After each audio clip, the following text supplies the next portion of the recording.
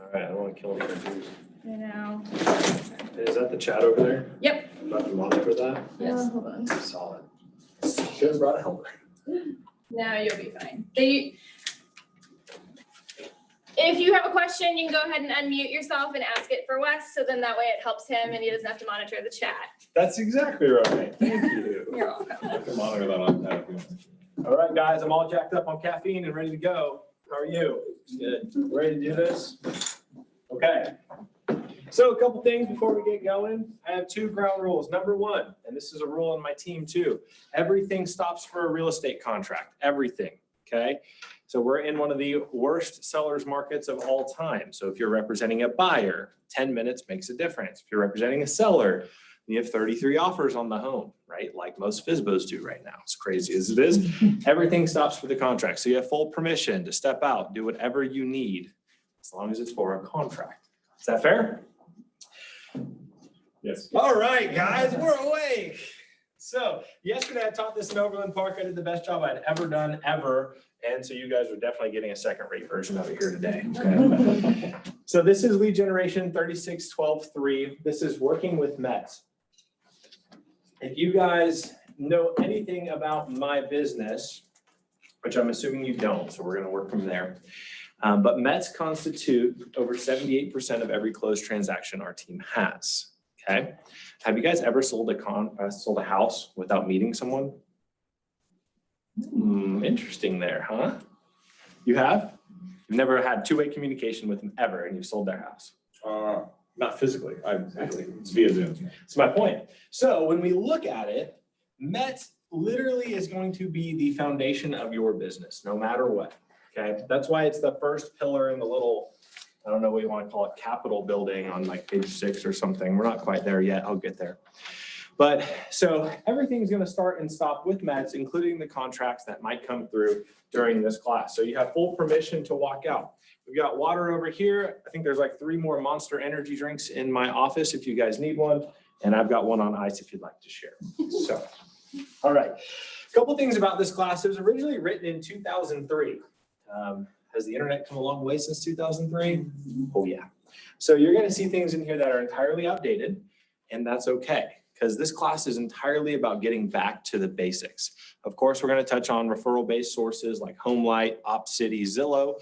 We're also going to touch on PPC, Google, Facebook type leads. We're going to talk about what it means to meet someone in the digital age.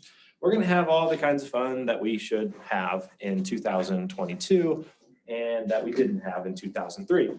In fact, in 2004, my mom was a real estate agent in Southern Oregon. And my high school was right across the street from their MLS board, right? So this was back in the day where if you took a listing, you'd get the paperwork, you would generate the listing, handwritten, mind you, and then you would drive it to the local board and you would give it to them. They would produce an MLS sheet, type it into a spreadsheet, and then make a physical copy of that MLS sheet and put it in a binder. If you wanted to go search for homes for your client, you went to that binder, okay? This probably helps you understand why newspapers were such a big deal, because you as a listing agent would be able to put that house in a newspaper instead of having to rely on other agents going to the binder. So this is like that was like the heyday of the double side, right?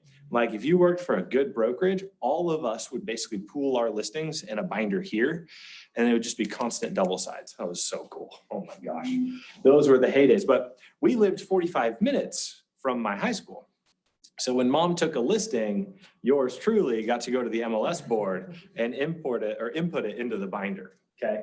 So keep in mind that a lot of this content was written in that era, okay? Now it was revised in 2015, but like all things KWU, when they say revised, they just said they maybe like changed 4 words. Like there's really not a lot different. They addressed a couple topics in it, but nothing significant. So I just mentioned KWU. KWU, in my opinion, is the absolute backbone of Keller Williams Realty International. So if you guys don't know this, KWU actually staffs PhDs to build and write curriculum. It's crazy, right? So Ignite series, this leverage series, win with buyers, win with sellers, I don't know, there's 20 others, right?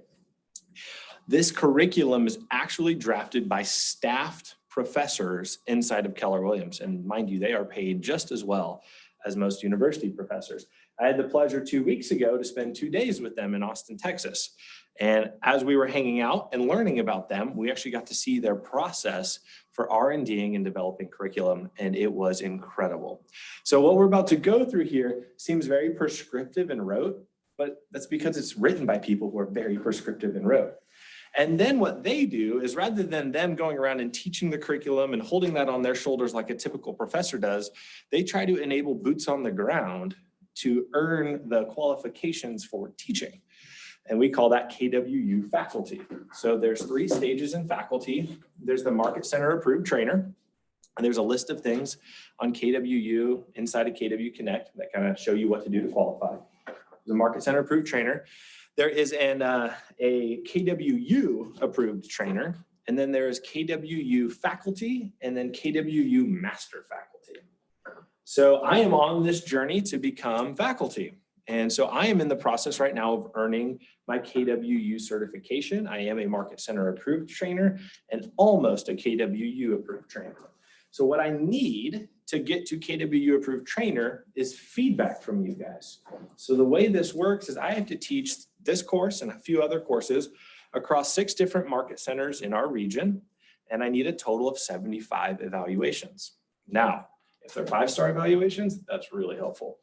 I just need 4 and above. So if I really to bed today, just give me a 4, we'll call it good. Don't put any comments in. I'm gonna teach you guys a little script right now. I call this the promise script. This is not in your book. I don't call it the promise script. It's actually called the promise script. Dan Harker actually developed this one. Dan's out of Dallas and he's incredible. Oh my gosh, he's the coolest real estate agent of all times. 1,000 homes a year and it's like him and 4 people. So cool.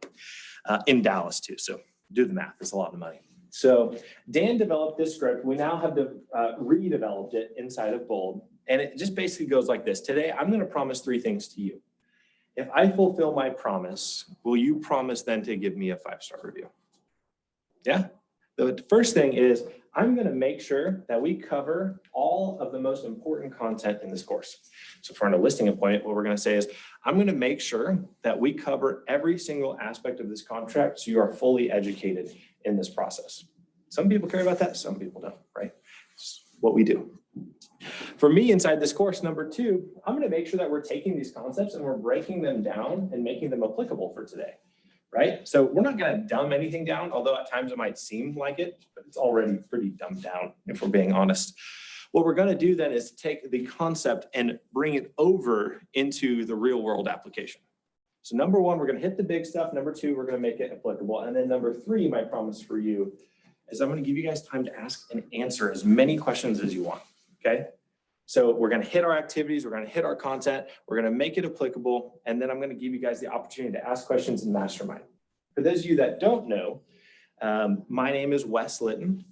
That's my email up there. I forgot the .com. I also ran out of room, and that's my cell phone number just under it.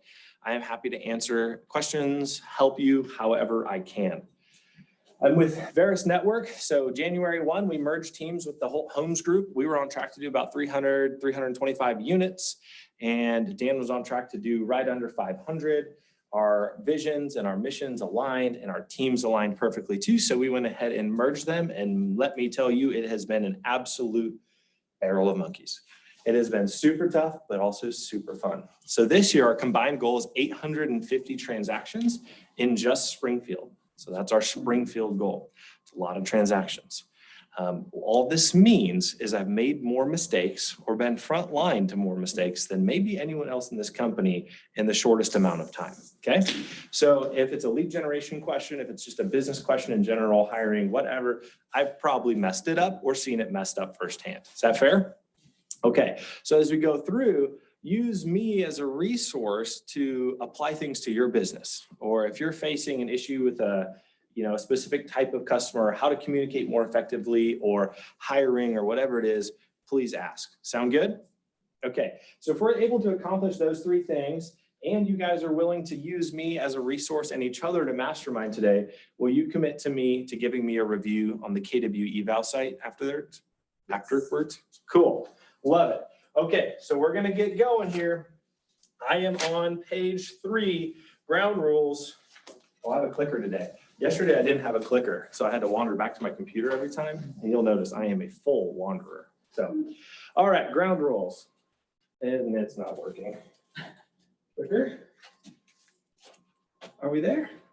You can do it. All right, we're wandering back to the computer today, I guess. Oh, you know what? They really messed me up when they switched it to Zoom. All right, we actually have to click over here. Introduction, you guys don't need this. You're smart enough to read your table of contents. Okay, ground rules, ignore all that. I have 2 ground rules, okay? The first one I talked about, everything stops with the contract. The second ground rule is more of a philosophy than a rule. And I want you guys to think about this one and write it down and apply it to your own lives, to your own teams, to everything you're doing just in general. Number 1, when productivity is low, drama is high. Okay, I use drama as kind of a catch-all. That's silliness, it's cattiness, it's gossip, it's personnel issues, it's all that kind of stuff. So when productivity is low, drama is high. Who can define productivity for me? You guys will find I'm totally good with silence. Productivity? When you're working on your 20%. All right, yeah, 20% being your most important activities, right? Yes, when you're working on your 20%. What else? Sales. Sales, yeah. So when you're actively engaged in selling real estate, your most important thing, and you're busy, right? Drama tends to be low. I'll also add that your top 20%, which was kind of broken down for us as your most important pieces, those are the things that actually bring income. So when we're highly focused and we're busy inside our income earning activities, and we're being productive in them, that's when drama's low. Excuse me, yes, that's when drama's low. So I had just told you when productivity is low, drama is high. Well, the reverse is also true. When productivity is high, drama is low. I can literally track over the last 4 years when I lose a team member. And you know how I track it? I go to the roller coaster of our business and I go, oh, look, up here, no one's frustrated. And there's very little drama. We are so focused on executing. And then because our lead generation has fallen off, we find ourselves in the trough, that real estate roller coaster. And I can almost like to a T track, okay, our lowest appointments set for the month, boom, lost that person. Lowest appointments held, lost that person. Lowest transactions, lost that person. It's incredible. So what we're doing today, those are my 2 rules, right? We ignored the rest of them. What we're doing today is hyper-focusing on our MET database in order to avoid the real estate roller coaster, number 1, but number 2, to keep productivity as high as possible, right? I don't know about you guys, but I don't do very well with drama. It might sound like I do with my voice inflection, but at the end of the day, we do not at all want it in our businesses. Is that fair? Cool. All right. So let's go ahead and hit this exercise. I'm going to completely change it without completely changing it, okay? So I am on page number 4, where you are today. Okay.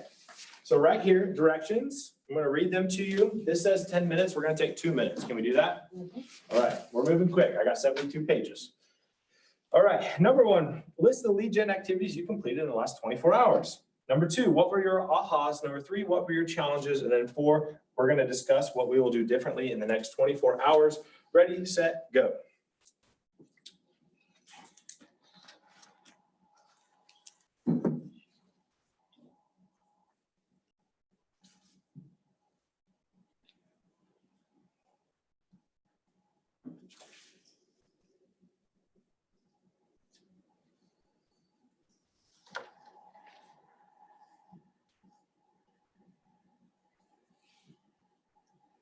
When you're done, just throw your pen down and head up, and that's how I'll know.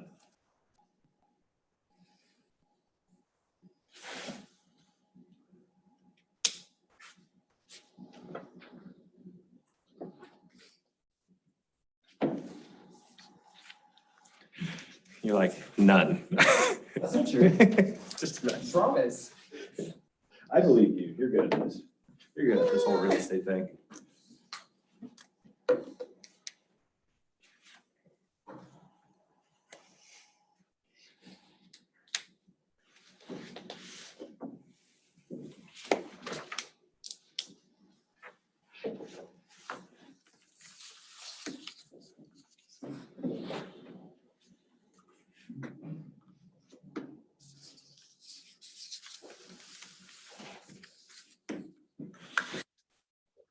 30 seconds.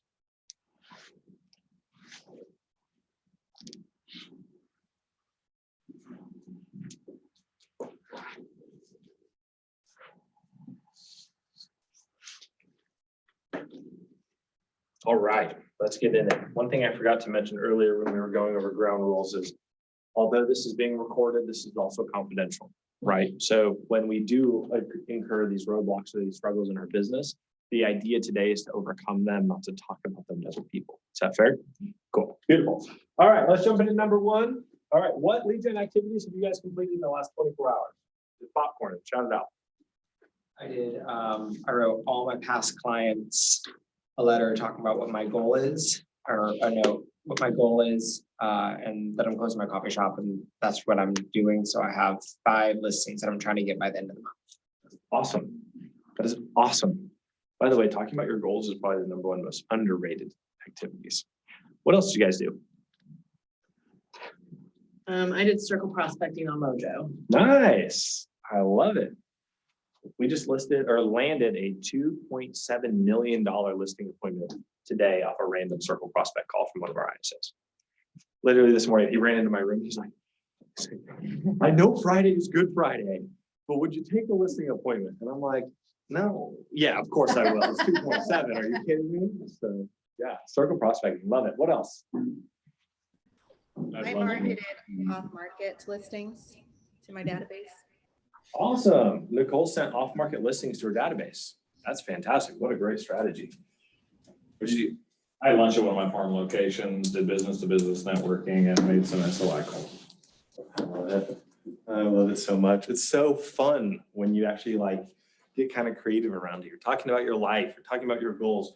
You're bringing value to past clients. I love it. What else do you guys do?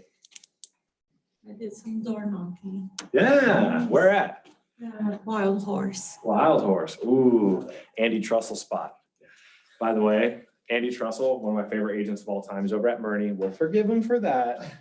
Just incredible human. If you want to talk about geographic farming, call him up. He will sit down and teach you everything over 2 hours at lunch.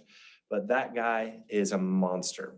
And he's probably listing 75% of every Wild Horse house in all the new subdivisions and phases. He's the man. It's pretty incredible. So, I think I knocked his door. probably. So this is an interesting one. He started farming it before he moved into there. That's how serious he took his farm. Isn't that interesting? Yeah. That's funny because I've door knocked Wild Horse and in 2 hours I had like 5 good leads and I'm still calling them. Yeah. Well, people hate the subdivision, but whatever. They don't like it? I don't know. I'm just messing with you. I have no idea. What else? What else have you guys done over the last 24 hours? I attended a neighborhood barbecue last night. Yeah. So See, it can actually be a lot of fun. Okay. So we had door knocking. We had 5 good leads over here. What were your guys' results for some of these activities? What were your wins over the last 24 hours of lead gen? Leads. Leads. Right, you filled your database. Oh my gosh. We underestimate the need of leads. Okay. What was the most difficult part about the activities that you did? Specifically, let's pick on circle prospecting, door knocking, and the business-to-business lunch. Well, 2 things for me are getting yelled at and no answers. Yeah, that is true. Those are not fun. Those are difficult. Those are hard to bounce. Well, the getting yelled at is hard to bounce back from, but. Yeah, you just gotta give it right I do, back. yeah. No, I'm just kidding. Well, no, actually, I just give it kindness. I'm like, yes, Yeah. sir, you got it. Yeah, thank you, click. Thank you, click. How about door knocking? What were some of the most difficult parts of it? Well, a lot of walking. That's true. It was hot and muggy yesterday too. Yeah. Was it super windy down here? Yes. I taught in Overland Park. I taught this class in Overland Park yesterday, and it was incredible. It was like 83 degrees. But as soon as and I had to teach in a full suit because I don't know anyone there. I know you guys, so you get the real West. But I stepped outside and just started pouring sweat. I got in my truck, and it was like Florida. Like the whole inside was like condensation. It's so gross. Yeah. So yeah, yesterday would have been tough on foot. What else? Did you have good results, bad results from the conversations you had? Good results. Mm-hmm. 2 leads, a couple hot leads. Awesome. That's good. Telling you, The basics work. They do. Business to business lunch. So most difficult part of that for me is tracking results Oh, okay. and That's good. actually setting up the proper follow-up, right? So like making sure that if I make a promise to a business owner to promote them or bring them opportunity to pour into them, that I actually fulfill that commitment. And I love that. I love that. Well, hopefully today we can assist in all of these difficulties. Lastly, for those of you that haven't answered yet, let's look at number 4. What's something that you would like to work on inside of your lead generation? Mine's getting the appointment. Yep. It's great. Absolutely. I think we can all work on That's that. the one. What else? That's really good. I'm looking right at you. You I know have you to are. answer right now.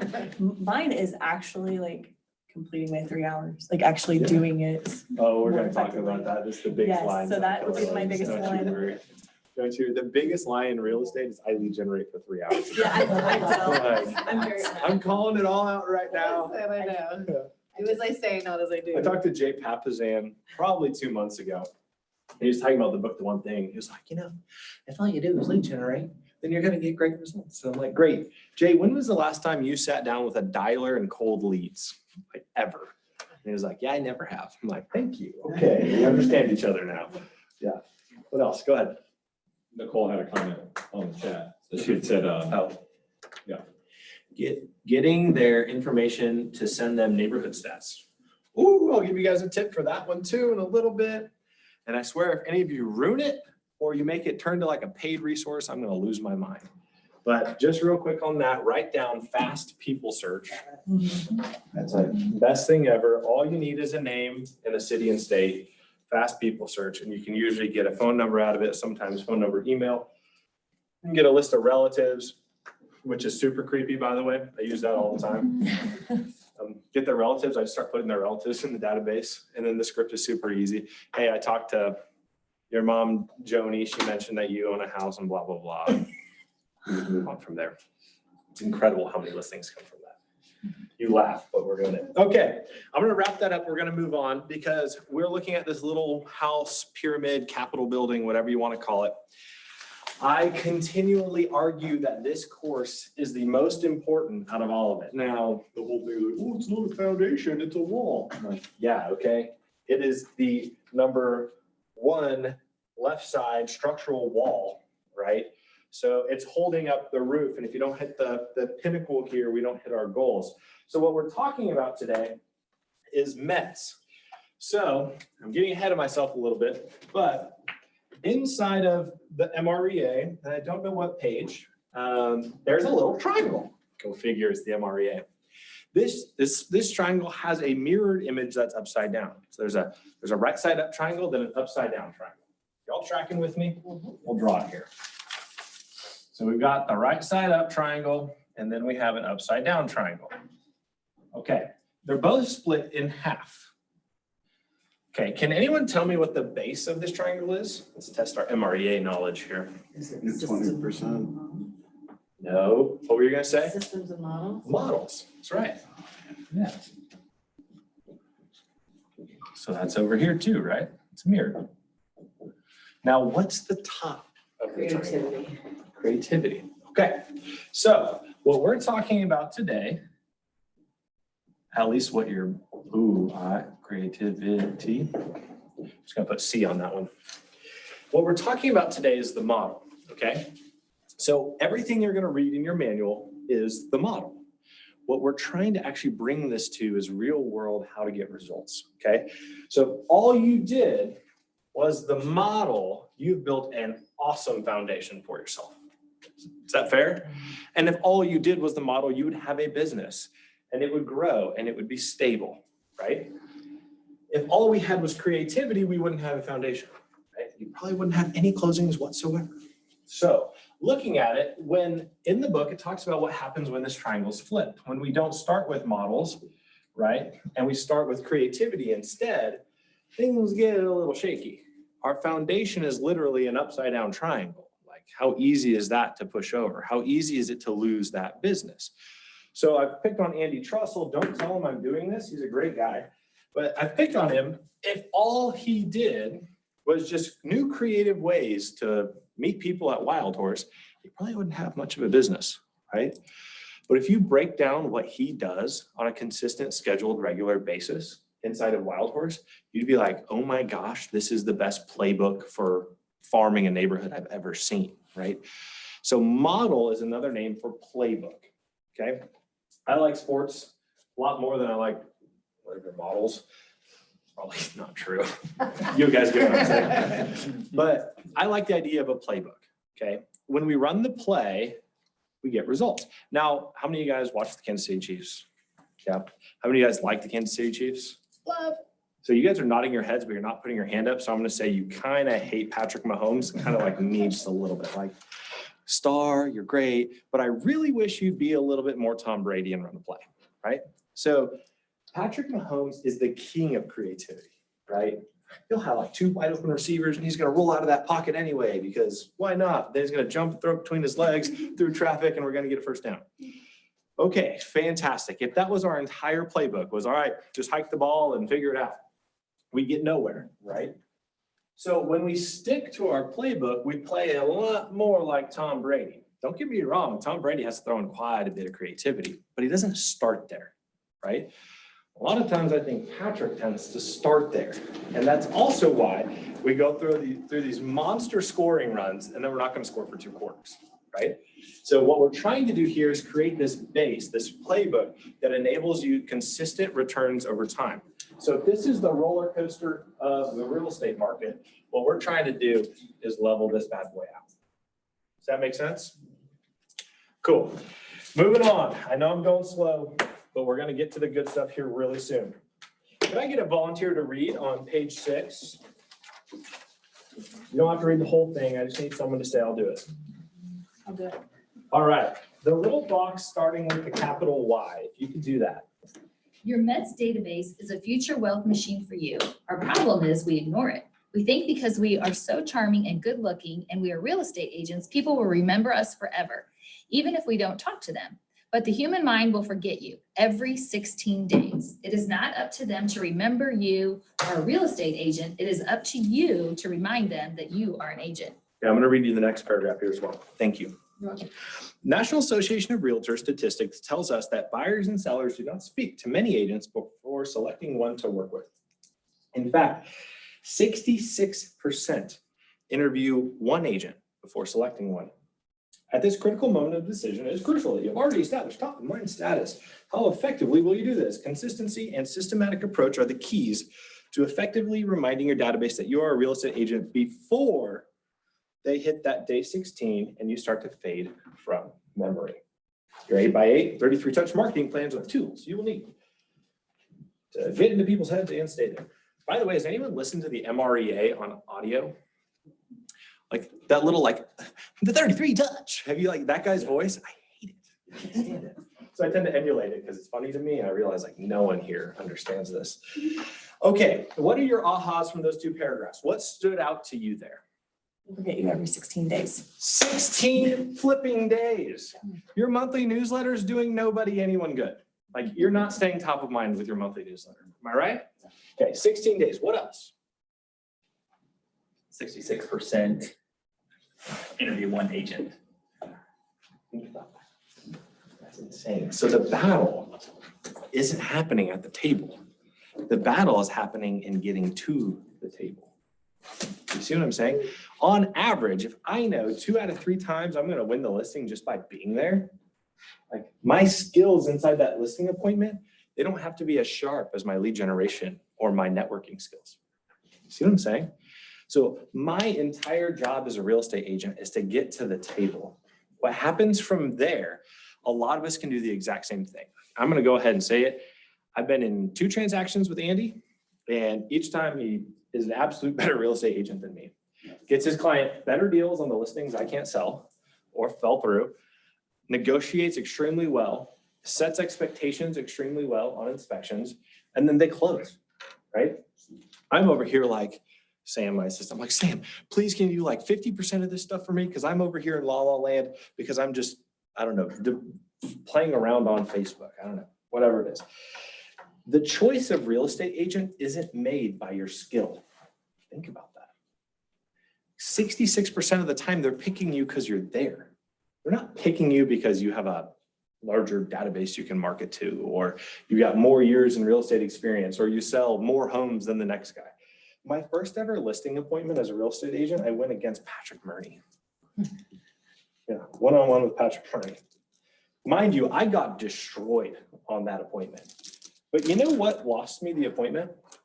It wasn't time in market, it wasn't units sold, it wasn't reputation. It was that I had an out of area cell phone number. My area code was 541 from Southern Oregon.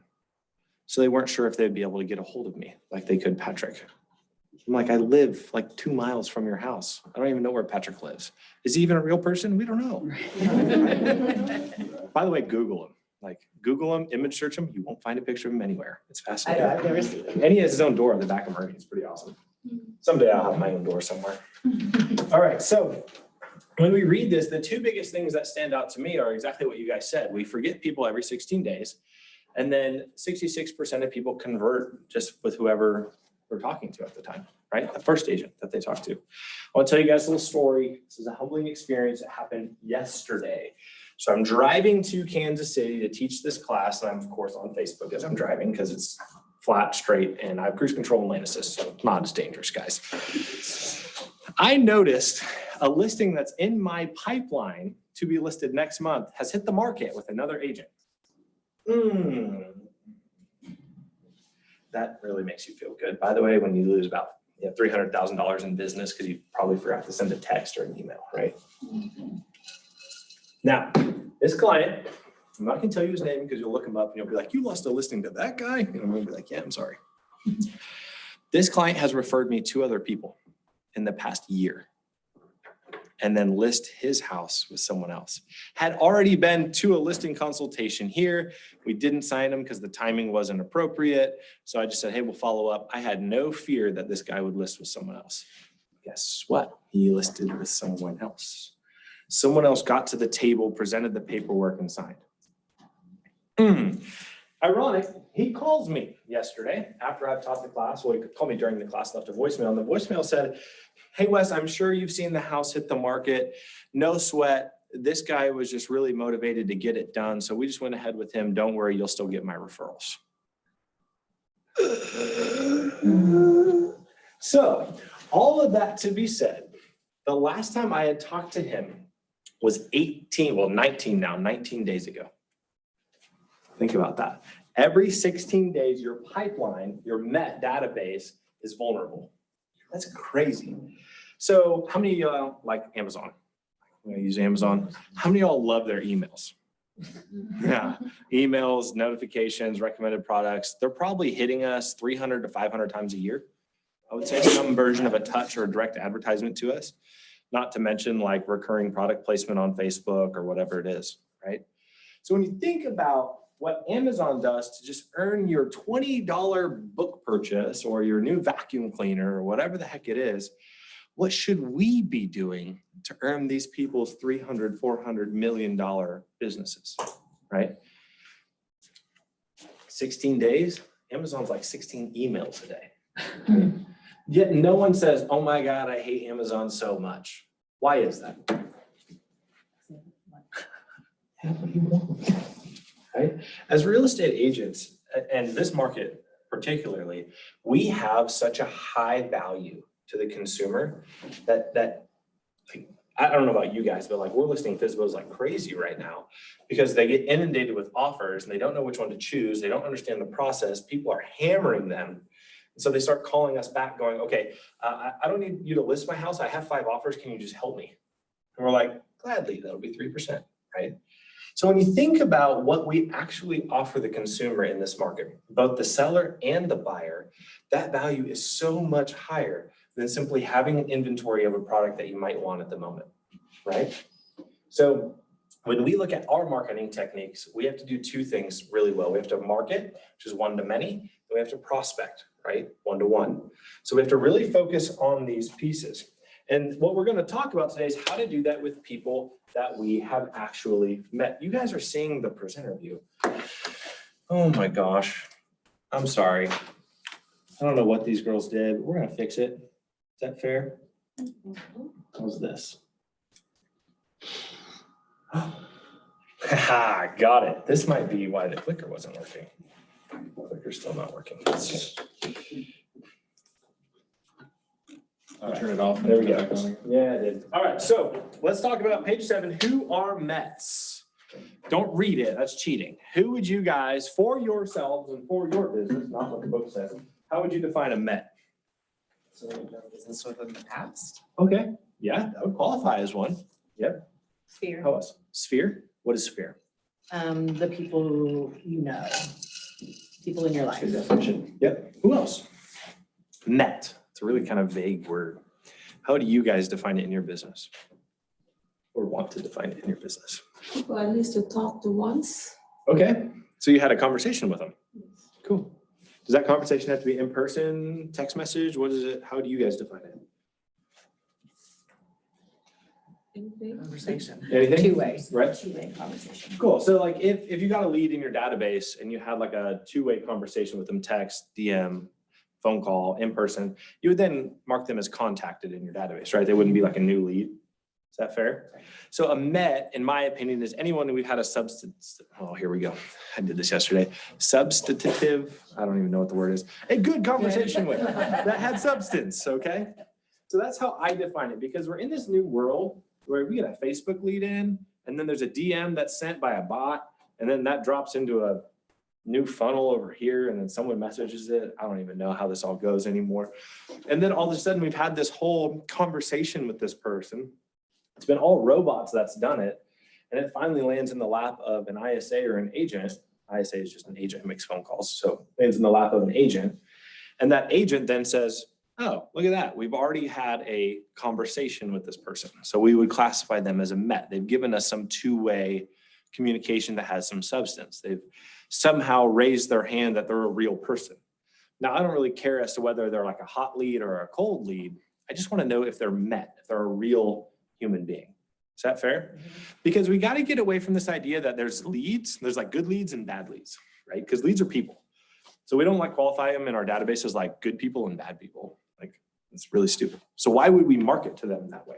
Amazon doesn't say, oh, you're a good person, so we're going to market to you different than the bad people, right? They don't do that. They're like, hey, we know you're a real human, and we know that our product, our value is so good that it's worth marketing to you, right? We're going to talk about something right now that is not in your book. And I am jumping all over, so you're going to have to forgive me a little bit, but I think we're flowing well in this context. And, you know, please stop me for questions or whatever. I do have a question Go before for I it. forget it. So this is interesting to me. So the people that I'm prospecting that aren't necessarily a lead, but actually did speak to me, I should put them in my database? Oh, heck yes. Okay. And I'm going to show you why right now. Okay. Does everyone agree with that, by the way? Yes. I love it.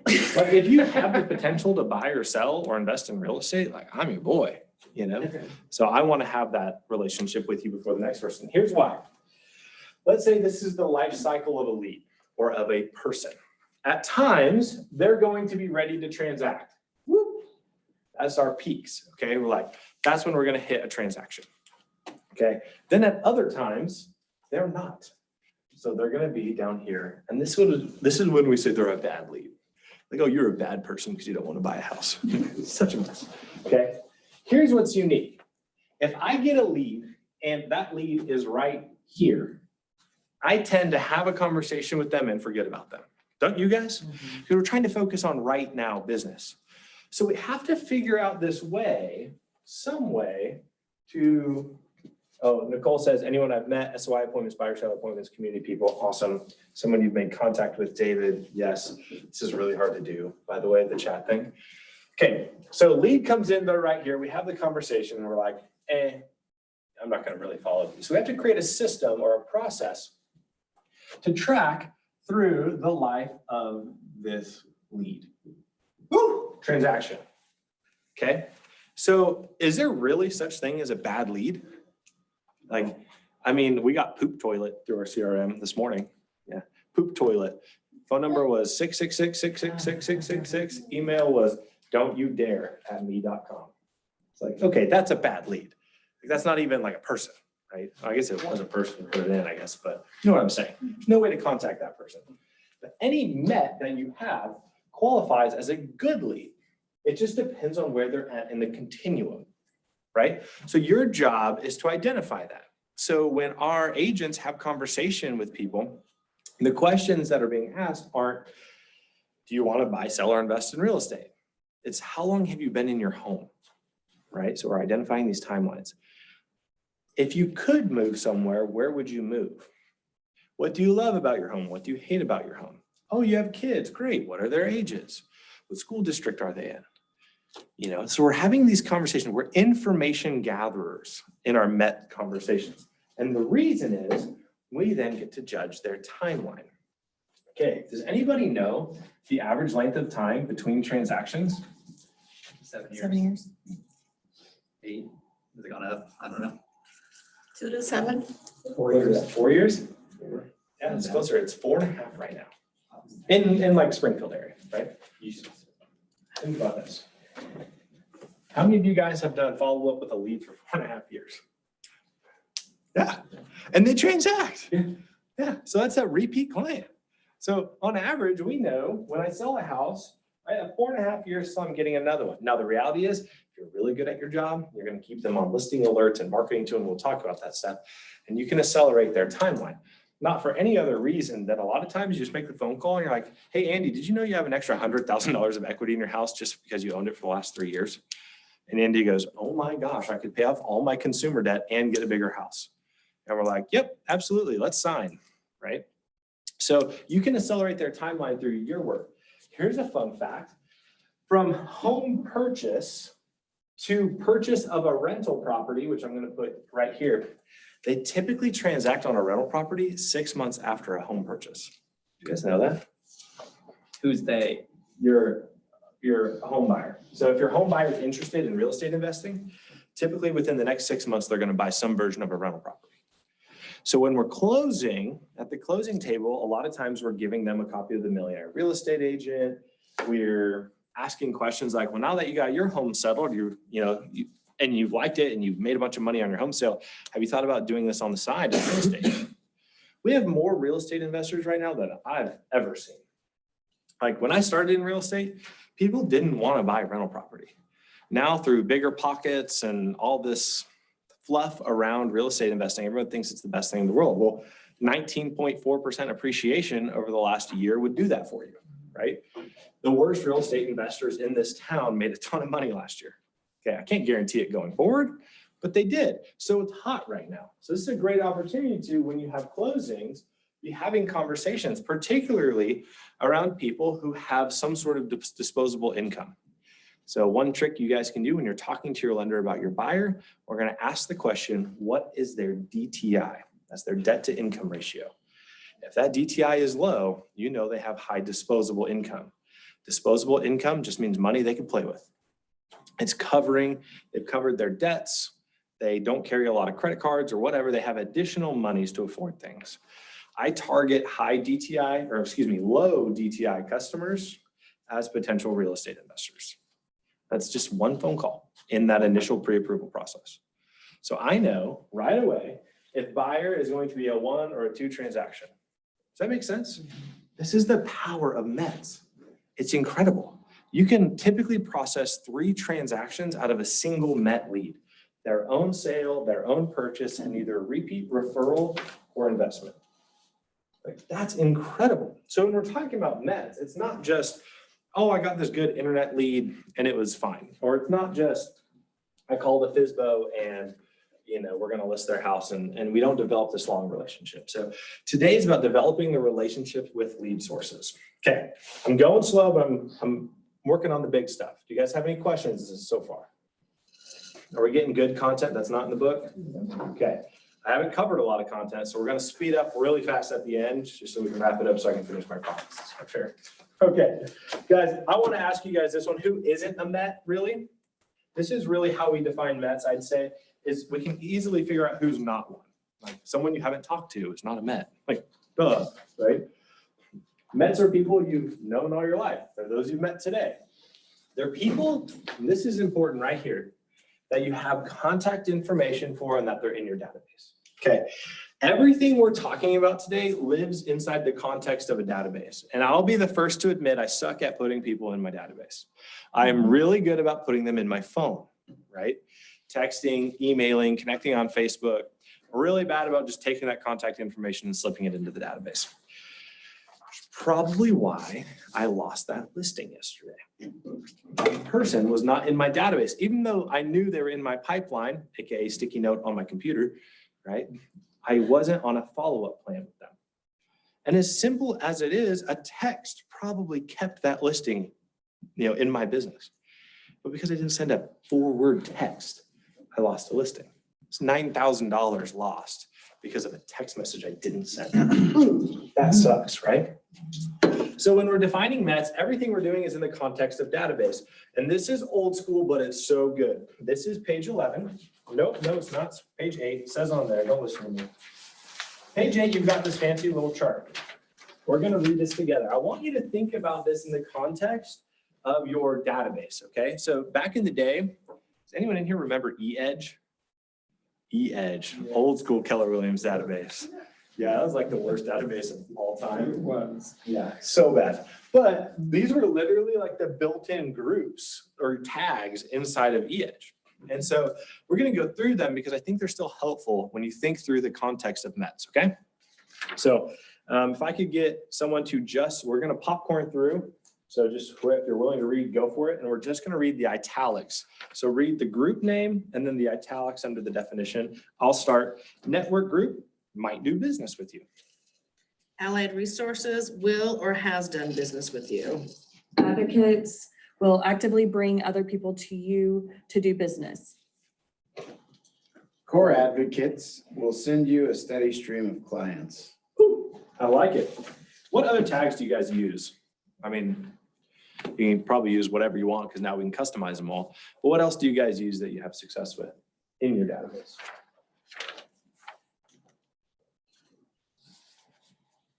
You're allowed to say something, Brian. Okay. Didn't want to dominate. I use raving fans. Yeah. So, That'd be your core advocates, right? yeah, core advocates. And I also have VIP, which is, That's like, no, hold on. Okay, so in your context, advocates would be your first one, raving fans. Then VIP would be your core advocates. Yeah. That's badass. I like that. Or bad butt. and VIPs get a lot more than a 36 touch. Yeah, they do. They get cigars. Bourbon, That's what I thought. bottles, yeah. Can I be in your VIP? If you send me enough for free. Just for the record, I am the #1 buyer of self-storage in Springfield market. So if you ever find self-storage facilities in the area, I'm your guy. I will buy them all. Okay, including you. And you can have the commission. I don't even want the commission. I just want the facility. Deal. So I want to be in all of your VIPs because I want cigars and bourbon and cool things. Is that fair? Yesterday in our class, one lady sent her core advocates recipe cards. I literally coughed and laughed because I was like, what is this? Like 1994? Like what the heck? And then I didn't know. She used to be a professional chef. And so her recipe cards were earning her like tons of attention. So she advertised, do you want to be a VIP, custom catering, recipe cards, all this stuff. She literally built her entire business around what she loved to do. So she would send out a monthly recipe card. And when people, she set it up so in order to receive the recipe card, you had to go into a little jot form that she emailed you, kind of like a Google form, and answer a few questions. And the questions were always, how long have you lived in your house? Are you interested in buying, selling, or investing in real estate? Do you know someone who's interested? And the answers could all be no, and you would be entered. She got 28 referrals last month off a database of 500 people for a freaking recipe card. I'm like, we can just Google this stuff. And she's like, I know, it's so cool. That casserole slaps. I'm like, a cheddar bacon broccoli casserole. I'm like, oh gosh, but she's killing it, right? Okay, what other tags do you guys use inside your CRMs? Oh, I gotta check the chat here. Nothing, good. It's just like hot, warm, Cool. watch. Yeah, so this would be pipeline stages, right? Yeah. Similar idea. We're gonna call that our pipeline stage. Our tag's gonna be how we divide people up in the database. I use hobbies. Hobbies. So the joke that I have a dog tag, right? If they're dog people, they're tagged with dogs. If they like cigars, they're tagged with cigars, bourbon. So smart. Yeah. It's so smart because then you can kind of custom market to your people and it can be simple. Like There's a new dog park, dog tag, sort, email. and literally just a link to that dog park's website. Like it doesn't have to be anything fancy. Yeah. So we run a charity event called Barks and Brews, which I'm going to talk to you guys about because I want you all to rip it off. Not literally Barks and Brews, but this idea. And so that's what we did because it's a dog-based and beer-based charity event. Any client that has a dog is tagged as dog in our database. So how cool is it then when the Humane Society is doing, free spaying and neutering or whatever they're running, we're going to then send an email to all those people. That's like the easiest touch in the world. And you can sort your entire database in 2 seconds. And literally a lot of times we just send a text. We hardly even email them anymore, right? Did you know Humane Society is doing free spay and neuter or whatever they're doing? And there's a link to Humane Society's Facebook page or website. So you can really get custom with either what you love or what your clients love. Or if you can mesh them, that's where it gets fun. Okay, I'm getting way ahead of myself on that stuff. But in your CRM, what else? Do you guys like network, allied resources, advocates, core advocates? I think it's kind of hard to understand. So I really like what Brian did in renaming them. But today we're going to work inside of this context in just our conversations. So I'm going to come back to these different pieces, how we like to market to them, best practices around that as we go. Is that fair? Okay. Again, we're thinking through the context of our database, and we're going to set up these specific ways to engage people in that database based on these 4. Okay. And the reason I'm doing it based on these 4 is they're written in your packet. You're going to have to customize this for your business. You might have 10, you might have 2, you might do whatever you want. Okay. I would say at the very least, these 4. This helps you understand it. Your network group is going to be just like it says. You've met them, and so they might do business with you.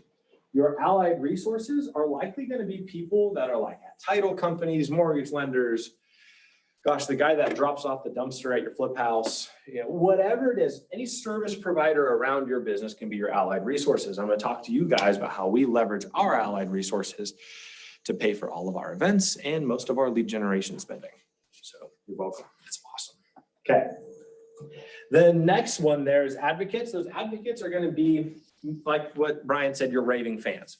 These are the people that are just going to when anyone's like, oh, I'm thinking about selling my house, like, oh, use Wes, right? And you might not even realize who they are. And you might notice that you're getting referrals from these sources. So in my world, the guy that I lost the listing from, he would have been one of my advocates. Ironic that I lost his business. Again, we've already talked about why. But I would have categorized him as advocate. And then core advocate would have been a nuanced version of that raving fan. This is going to be someone who controls a high volume of leads.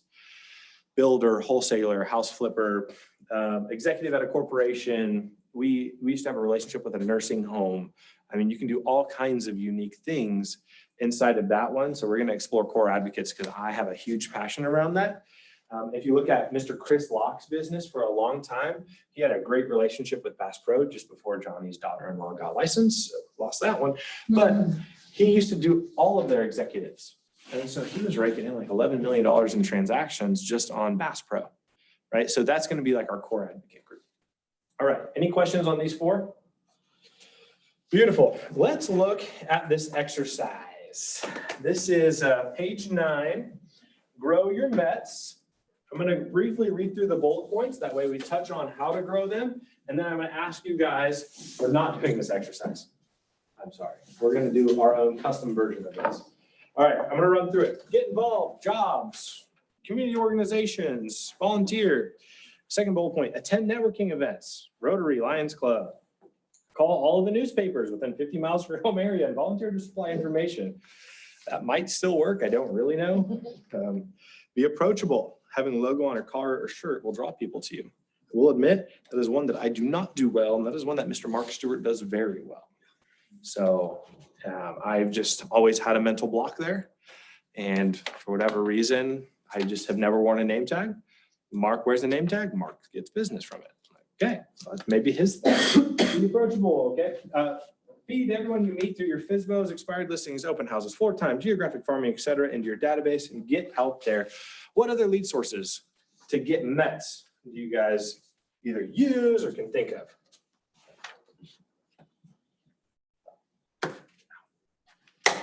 Door knocking. Door knocking, love it. What else? Facebook. Facebook, yes. You know, Facebook's just a giant database. That's literally all it is. Start ripping those people's information off and putting it in your real database. You literally export your friends list. So easy. Open houses. Open houses, that's awesome right now. How many people go to open houses? All of them, because there's 11 houses, right? Like, you're laughing, but it's like, Oh, I like, you have know. the one open house in Ozark, that sucker's packed. I had the one in Republic 2 weeks ago and it started 15 minutes early. It was amazing. Yep. 2 days in a row with 30 people go through our open house. That's insane. It's I know. insane. Like, so That's it's 60 leads. Yeah. 60 leads. We did a high-end house end of last summer, had 78 visitors, a total of 120 people. So 78 like individual groups. It was insane. We had 3 people there just to like manage chaos.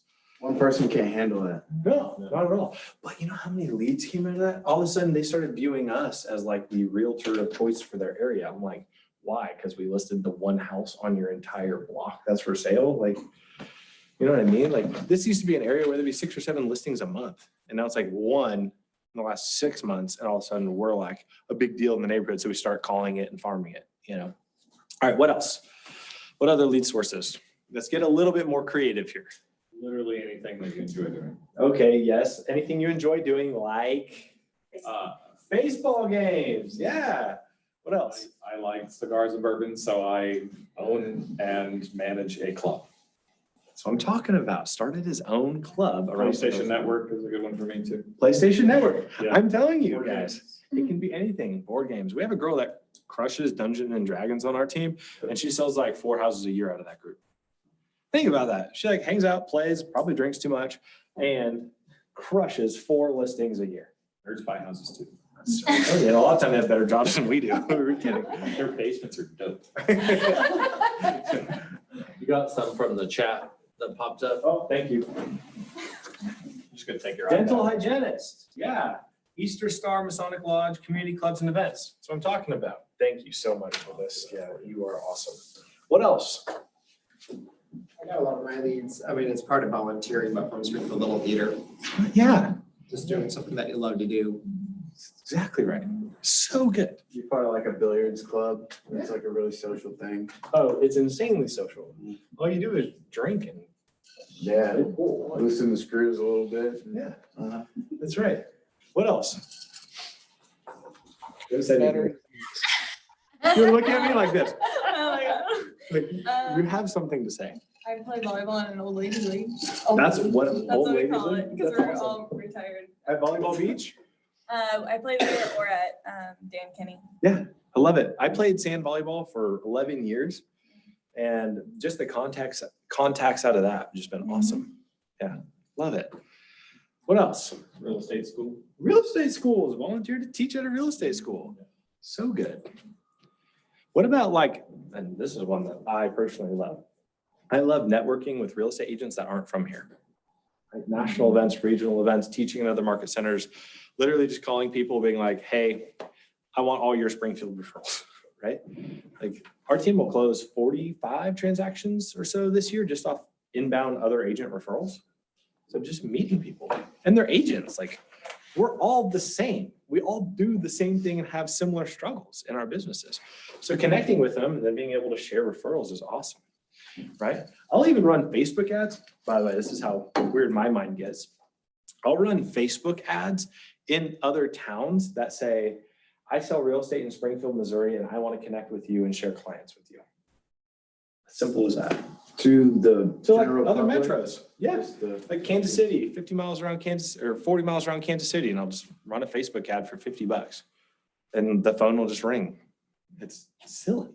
But I mean, the creativity is endless, right? One that I really love is, and this is, okay. If Jim Bolin asks, you just do whatever he says to do. Is that fair? I really need to unrecord this. Really quiet. Okay. Your vendors all have databases. All of your vendors. I own self-storage facilities. I have over 1,200 active renters today. That's names, phone numbers, social security numbers, all of it, right? I have everything I could ever need to contact this person. RESPA only relates to real estate, mortgage, and title, maybe insurance, right? But you can share information as long as it's legal, contact your attorney, whatever, between these companies for specific reasons. So for example, if we have this idea and Gershman Mortgage wants to do a giveaway, we will sponsor Gershman Mortgage to do the giveaway by making the phone calls to their database for them. See what I'm getting at? There's no export and send it to us. We go to them and we start calling through their database. And the script is very simple. Hi, this is Wes. It was Veris Network Real Estate powered by Keller Williams of Greater Springfield.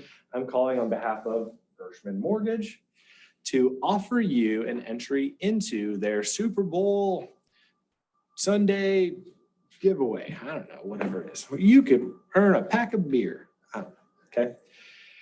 I'm calling on behalf of Gershman. Gershman's giving the gift. If I get them on the phone, I cannot at that point take that contact without their permission. So I'm going to say, have you thought about buying, selling, or investing in real estate or refinancing your home in any way? Right? So that's still a mortgage question. So again, we're playing the gray areas here, but this is super helpful because this is how we grow databases. Should they say yes, then you're going to ask, can I record your contact information and keep in touch with you? That way we're ready to serve you when you're ready to be served. Great, fantastic. You've earned an entry into the Super Bowl giveaway. Now, if you know anyone else, like a referral, a friend who might need a finance a new home, or might be selling a home, if you share their information with me, I can give you an additional 5 entries or whatever it is, right? So at that point, it is not us doing the giveaway, number one, which is huge. We can't do that as brokers. It's Gershman doing it. We're just hosting those conversations and then we're requesting their information. Does that make sense? Mm-hmm. So I can't have Gershman export a database and me call it. That's a no-no. But what we can do is work on behalf of that other company. So that's how a lot of people are doing giveaways right now. Oh yeah, we do it once a quarter. Yeah, Hogan Land Title, Gershman Mortgage, anyone. Yeah. And then if you call your own database too, and you can do whatever you want with your own database, right? You just can't do giveaways. Can't do giveaways. No, Gershman Mortgage is doing a giveaway. To be entered, blah, blah, blah, blah. And but you can call your database about Gershwin's giveaway. Well, Gershman, but yes. Yes. The guy. Yeah, as realtors, we can't do giveaways. You just can't. Right. But a lot of these other companies can, right? So whenever we run one, who pays for the items given away? The vendors, never you. You can't do a giveaway, but you can help a vendor do a giveaway. Does that make sense? You only do it through phone calling? Yeah, we typically only do it through phone calling because a lot of these companies don't have the CRMs or databases that we do. If Gershman does, so if they had something set up where we could text or they can post it on Facebook, then we can share it. We can do some of that stuff, but it has to be very clear that it's Gershman's giveaway.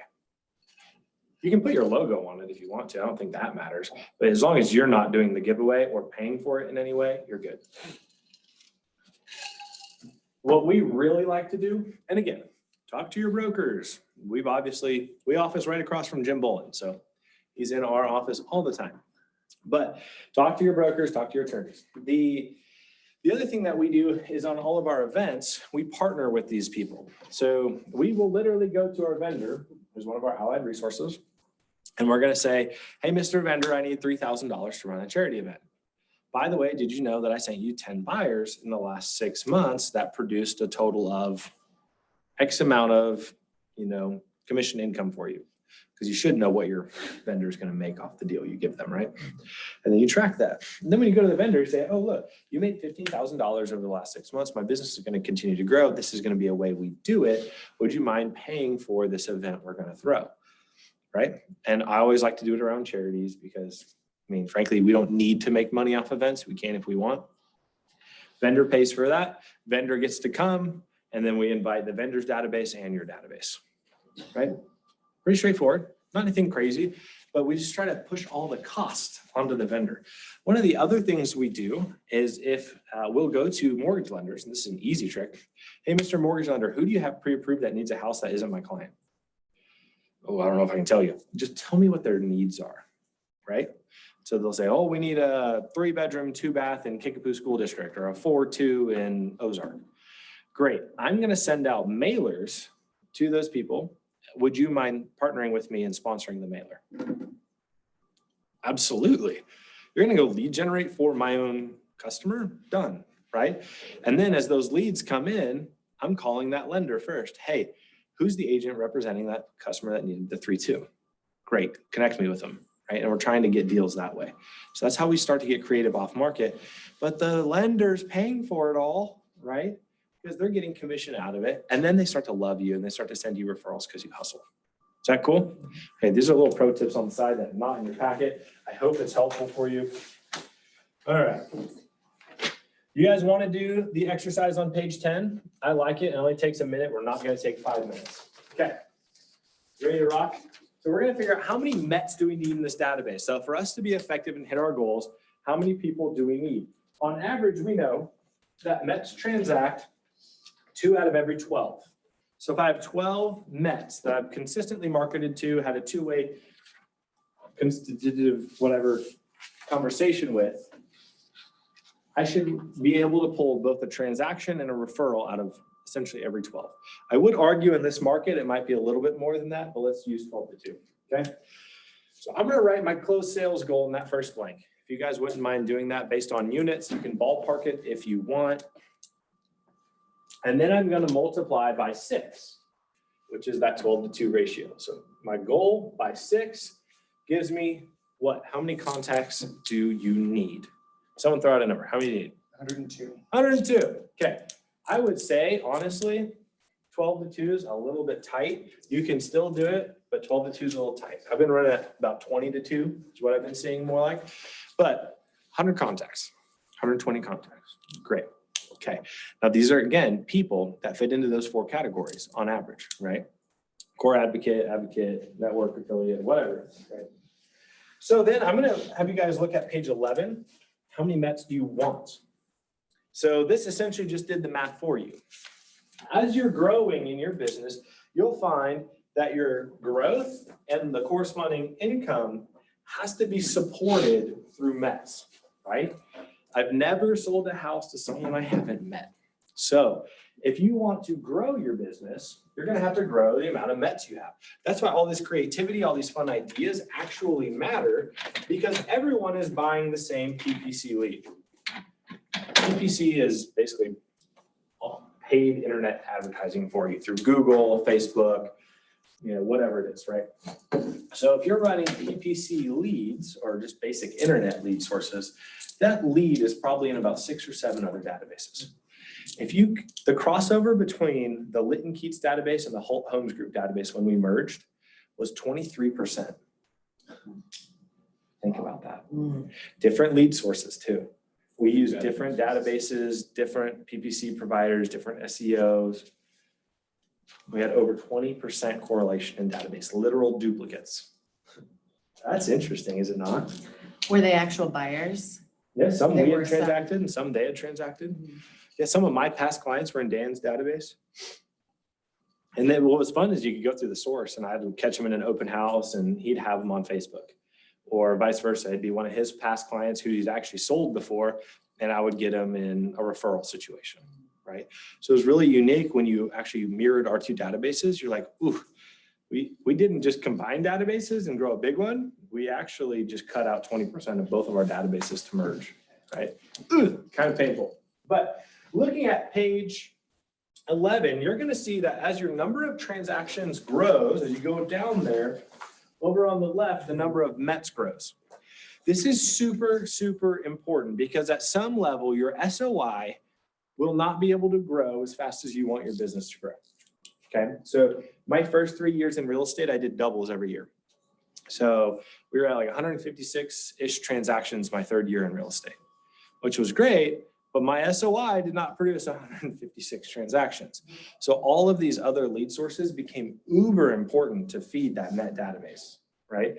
So we started spending for PPC. We started running Facebook ads. I was doing 4 open houses a weekend at one point, and we were really growing out that piece of our database to keep feeding and keep feeding and keep feeding and keep feeding, because I needed that left-hand column to grow accordingly. Does that make sense? How many of y'all have a version of a team or admin or buyer's agent or are on one? Okay. Hey, Curtis. So you guys all understand that if it was up to your rainmaker or up to you to hand leads to support your team, and if you were just doing it on your sphere of influence, you would not have a team, right? Or if you're a teammate and all you relied on were the leads that were literally handed to you, you'd be like, great, I closed 5 transactions, right? Even if the rainmaker might get a natural, flow from his own or her own database or sphere of influence, it's not enough to carry through a payroll, let alone give deals to buyers agents and listing agents, right? So we have to really focus on these creative or paid sources for leads to grow teams or to grow on teams. So if you're on a team and your conversion rate's really high and you're still not hitting your goals, that's when you get the opportunity to go to the rainmaker and say, hey, yo, buck up, we need more leads, right? I'm converting them at a high level. I'm just not getting enough of them, right? If you run the team, monitor your conversions, because you have 2 problems. You have either not enough leads or bad conversion of those leads, right? There's no such thing as a bad lead. All the time I hear from my team, oh, the leads aren't good. I'm like, no, you're just really bad at follow-up. And they're like, yeah, you're right, you taught me. And I'm like, I sure did. You're welcome. So what we have to do here and what we're about to walk into is developing not only a game plan around how to grow this, but then setting in just a couple easy systems to use that are customized for you so that you can continue that follow-up. Okay, guys, I'm going to take a small break here. We're going to do ahas, yippee-yees, and all the fun stuff that you've learned so far. And then we're going to take a 5-minute potty break, restroom break. Sound good? Okay, so I need 5 either questions or, hey, I really like this. This stood out to me. Go for it. I really like the idea of using Gershom for your instance of giveaways. I'm gonna kind of take that idea and do it in a little bit something different, but I love that idea. For sure. Just make that game plan, bring it to Jim, and just say, hey, this is not me giving it away. I'm just sponsoring through making the phone calls, right? So that was a question on chat, was who pays for the items that are given away? Not you. Not you. Vendors, always vendors. Gotcha. So do you only call their list? What would stop you from circle prospecting and doing that? Just time. You can totally do that. Yep. Just remember that your script becomes really important. Hi, this is Wes with Varus Network calling on behalf of Gershman Mortgage, right? Do you only work with vendors who are related to real estate? No, not at all. No, so I own self-storage facilities, so self-storage and real estate, although they are both real estate related, there's really not a huge overlap. In other words, every house I sell, I don't need a storage unit, right? Every house I sell, I need a lender typically. But we'll use storage. We've done used car sales. We've done Pineapple Whip. We've done quite a bit. Katrina's Mexican restaurant. We've done stuff with them. So you can use whatever vendor you want. I love them. I love these giveaway bold 100s. We did a date night package for Valentine's Day. But then I also love the events where people actually get to come. Even if you don't have a high attendance, it's all the marketing and energy around it that really creates deals.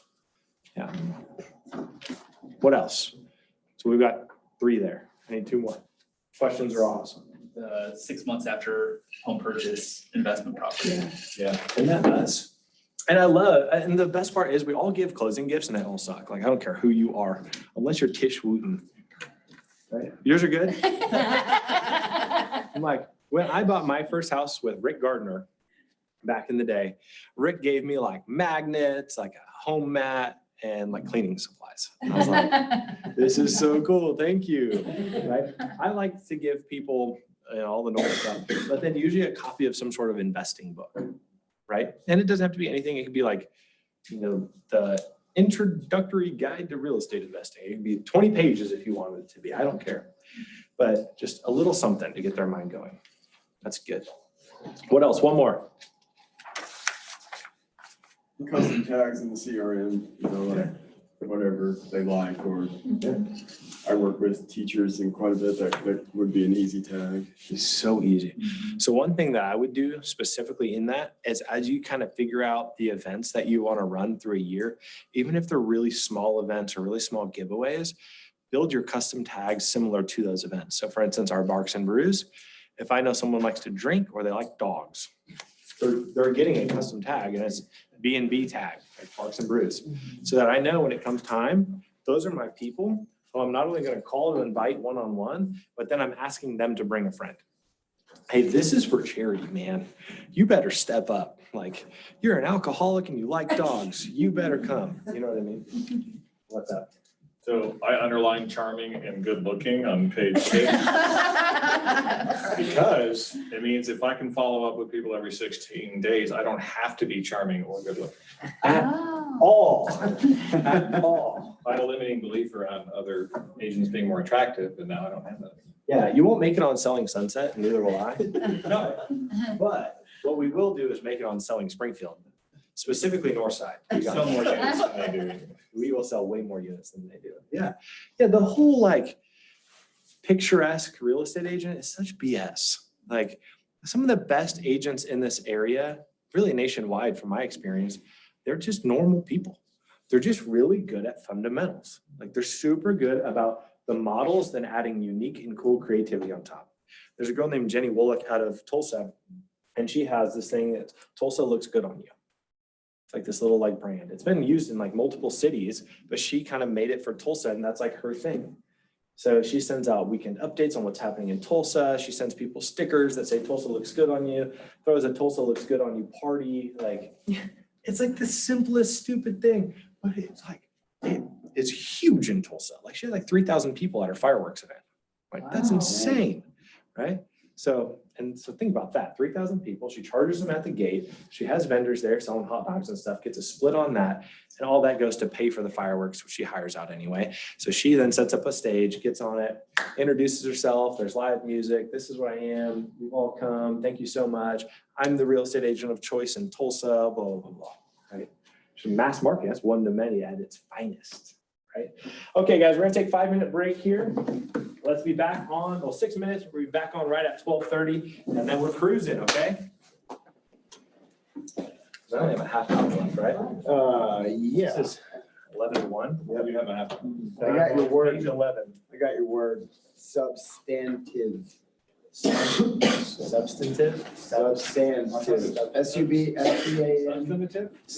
S-U-B-S-T-A-N-T-I-V-E. Yeah, there is an N, substantive. Substantive. Substantive. Yeah, but say it's substantive as a rudiment and then make it flow. Man, that's brutal. Yeah. Meaningful, important, or considerable. Substantive. I can't hear a word and not be like, damn, what's that? I gotta look up. That one is very evil. I don't like it. Substantive. What are you trying to say, Chipotle? Chipotle. I think at one point I said Chipotle. Chipotle. Way wrong. Chipotle. That one is funny for me. Yeah. Coming from the West Coast where, I was a minority, like, it's Chipotle. Everyone knew it as Chipotle. Come out here and even my own parents can't pronounce it. How do you say it? Chipotle. It's Chipotle. How are we supposed to say it? Chipotle. How'd you say it in the West Coast? Chipotle. Out here, they say like Chipotle or Chipotle. I say that jokingly I with know. a smile on my face. I know. Crazy, man. What's crazy, the little one's like, surprise. Yeah. So there's an R in there that doesn't belong. Surprise. Spell it out, it's not, it's S-U-R. Yeah, P-R, yeah, but when you say it. It's not surprise. But what does everybody say? Everybody says, yeah, does anybody say surprise? No. Surprise! It's surprise, like, I love it. I love it. that R doesn't belong. There's one in February too. Oh, don't even start that, it's my birth month. And then Wednesday, I can only spell it by saying it. Wednesday. And I do that too. Which, by the way, you don't color that. We have a Megan on our team that is Maegen. Well, even this is purple. I have misspelled her name consistently. Oh, I'm sure. Yeah, there's like 92 ways to Air and spell water, like it's always like symbolized. That is, she's her name, she's a lender. And that's actually, she's her name, and now that's all I know how to Yeah. spell. So Megan's always M-E-A-G, like how your Megan is. I dated a Megan that's MEGA. Yeah, I think that's just the most common way. And there's E, there's EY. There's all kinds of. That's lies. That is true. We have 2 Megans on our team. They both spell. Yeah, I think it's just like going from one. Fantastic. So good. I love it so much. You want to say that you're, from the class or Anyone get the contracts or leads? Yes. Hour and a half, 2 hours? I just got through Looking good. at school. I got a lead that, I don't know what it's gonna come to, it says Levi, I'm looking to pay cash in the next few days. I'm looking for a fixer-upper with good bones. If you call me or send me your direct line, I will tell you more about what I'm looking for. Nice. Ooh. I haven't called her yet. Should I leave and go call her? That's a big question mark. That one came direct from Bigger Pockets. So. I love Bigger Pockets. It's great. Do a lot of work with them. But the leads that come from these investor sites have got to be some of the worst of all time. I'm in Indianapolis. I've saved $35,000. It's my life savings, and I want to buy a fixer-upper in Springfield. Why? Like, just pay your bills, dude. You're good. All right. I'm going to get going. I know we haven't hit our time yet. I'm only missing one, so we're just going to start going a little bit faster paced at this point, okay? No, we're still going to make it through all the material. I made a promise to you guys. It's just going to be the important stuff in the material. I get six times speed. No, you'll like it. Okay. So what is networking? We've already talked about like the next 10 pages. So this is why I'm cheating. So if you build it, they will come. We're on page 13. Bruce Hardy is an absolute monster. Why don't you guys circle this guy's picture, and it's got a capital B, circle that because it's such a good lesson. If you don't know, Bruce Hardy ran radio ads for years, okay? And every single lead or person he talked to landed in his database, and he has continued to farm that database even after getting out of real estate to convert people to real estate agents. So not only did he sell tons of homes annually, like tons, in terrible markets, 1991, dot-com bubble burst, all the way into 2008, 2009, and just consistently outperformed everyone in his market. But then he converted them all into his profit share tree. So he has over 100 people first line in his profit share tree that came directly out of the database he built while selling real estate. Think about that. So, okay, yeah, they might buy an investment book in 6 months, but in the next 6 years, they might become a real estate agent. And then you might profit share off. That's pretty cool. That's without a free real estate. A lot of free real estate. By the way, the profit share part isn't in here with Bruce Hardy. If he teaches classes, if you ever get the opportunity to go to a Bruce Hardy class, go. Oh my gosh, they're so much fun. He has the coolest accent of all time. Okay, what is networking? So we are now on the next page, page 14. The common phrase is people do business with people that they know, like, and trust. How many times have you guys heard that? Bull sharks. They do it with people that they know, like, trust, and remember, okay? The client that listed that house without me knew, liked, and trusted me. They didn't remember me, okay? So I know we've covered this, but I just have to like push into this. I like to use the vehicle example. How many of you guys have bought a car in the last 2 years? Okay. How many of you guys have bought more than one car? So 2 or 3 or 4, 10 in the last 5. Did you buy from the same dealer? No? Yeah? Yes? No. Interesting, right? Why did we buy from, I bought from the same dealer, 2 cars. So why did we buy from the same dealer? I like the service. Like the service, right? What about you, Sean? Selling something, Yeah. hated the company, but liked him. So they had the appropriate value there, but then I would assume you also remembered them, right? So they had already got the first 3 done here with the first transaction. They earned this because they had the product and the service that we wanted, right? Now, I don't know about you guys, but I bought through Reliable. And Reliable is really good about spamming me constantly. Calls, emails, all of that. And at the end of the day, I remembered them. So when I went to go look for used vehicles, I went right to the reliable lot to the same salesman. And I said, all right, Nate, this is what I'm wanting. And he searched and he searched and he searched and he searched and he called me and he said, I'm going to get you a new truck cheaper. And I said, deal. And he did, brand new, $4,500 cheaper with all the bells and whistles. So I was like, of course I want that, right? That's us, okay? For the ones that bought from two different dealers, there's probably two issues. Either one, that dealer wasn't willing to do what it took to find the right car for you, or two, he wasn't top of mind or she wasn't top of mind when it came time for you to transact on your next car. Is that fair? I didn't even ask anybody. I found the car and I went and bought it. Exactly. Right? Yeah. What if he had done his job and said, hey, you know what? I can find you any car you want at a better price than you can find it because they can, right? You'd have been like, all right, go for it. Did you do? So it's unique when we think about this. I always make the jokes of Nate, the guy I bought our cars from. He's now with, well, he's not anymore. He went to Foundation Recovery Systems, which was a terrible lateral move. But all of that to say, he has the worst handwriting of all time. And every 2 months, I got a handwritten piece of paper. And it literally was a giant blank sheet. Is this blank? No, it's not blank. It was a blank piece of printer paper that said, Wes, I can help you find any car you'd like. Call me when it's time to buy your next one. Dash Nate. Business card folded up, usually crooked, stuck in an envelope and mailed to me. It was crooked. Terrible. And like his handwriting was awful. My wife used to laugh when they'd come in the mail. She'd open them and like read them out loud, laugh and throw them away. Like that's how bad they were. And yet he said two things. I can find any vehicle and remember me the next time it's time to buy. He didn't say when it's time to buy a new Toyota. He didn't say when, if you find something else, let me try to price match it, right? He was proactive in, hey, I'm the resource for you. So that's why we remembered him. This stupid little thing worked. I bought 2 vehicles from him and then he quit. Okay. Why is networking important? Networking is just a fancy way of saying working with your METS. Networking is important because we want to keep front of mind. Okay. Can someone define front of mind for me or top of mind? First thought. First thought? Yeah. The first you think of when you think of an item like Kleenex or Diet Coke. Right. Exactly right. Okay. So we want to be that with our customers. How do we do it? We stay in touch.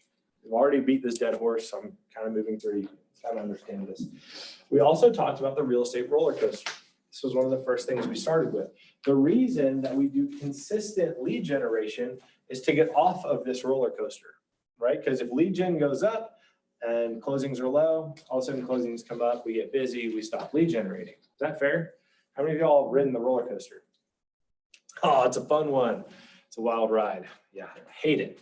I hate these months right here where I'm lead generating and there's no business. I hate those months. Those are the months that should make me every January in my career has been that month for me. I hate it. I'm hammering phone calls. I'm reminding people that I'm still alive, all this stuff, and I'm not closing anything. I freaking hate January, right? It's always been that way for me, except for this year. This year, I wouldn't let it happen. So in November, I called more people in that month than I had in my entire career. November. And all of a sudden, January was a banger, right? So that's what we got to do. The idea behind this, and you actually see it there on the bottom of page 17, consistency doesn't just level out the roller coaster.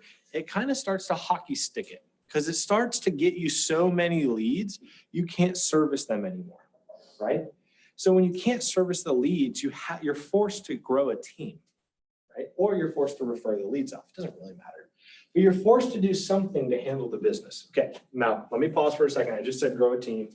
And half the people in this room are like, that ain't what I want. I want to be on a team or I just want to be solo. Awesome. There is a unique place for each individual in the entire ecosystem of Keller Williams, right? Some of the most successful people in Keller Williams are on teams. A la Jen Davis.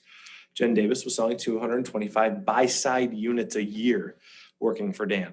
Like that's a ton of business. She was cleaning up financially. Her average sales price was 300 when the market's average sales price was 162. Think about that. Like she was killing it. Now, whatever you choose, whatever team size, individual, buyer's agent, admin, doesn't matter. Yes, that's a good choice for you if it's fulfilling your dreams. Not like the, oh, I want to own a yacht like a Russian oligarch dream, but like the fulfillment and the happiness and the satisfaction that you know you're doing meaningful work and your time is well spent. Is that fair? So I had a call with a guy named Richard Noon. This was on Monday. If you guys don't know Richard Noon, don't call him, okay?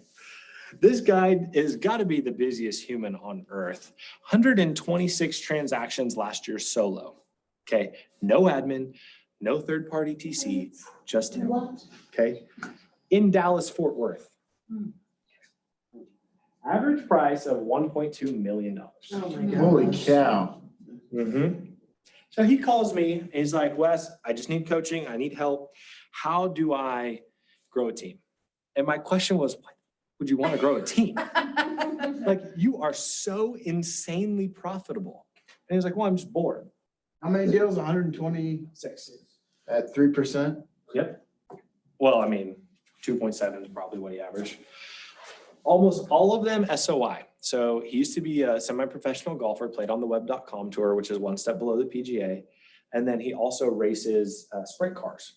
So those are two really expensive hobbies. Right. So his entire network in Dallas is built around expensive hobbies. So his form of lead generating is doing expensive hobbies and then in the off time, just going and selling real estate. Isn't that insane? So I'm having this call and he's asking me about growing a team. And I'm like, no, like all you're going to do at this point is you're going to do less in exchange for a lot of money, right? Maybe we figure out some solutions to third parties to help you balance out your time. But at this point, Richard, because your lead sources are all SOI, there's no way that I'm going to give up, a ton of profit to someone else. Now, in my business, the majority of my lead sources weren't SOI because I had moved from California to Missouri and started a business. So when I'm out here, I was having to generate leads non-organically, right? Paying for them, open houses or whatever it is. And over time, I was able to leverage through teammates because I was good at generating the leads. He has these leads falling out of the sky at high price points. So I'm like, dude, just stop.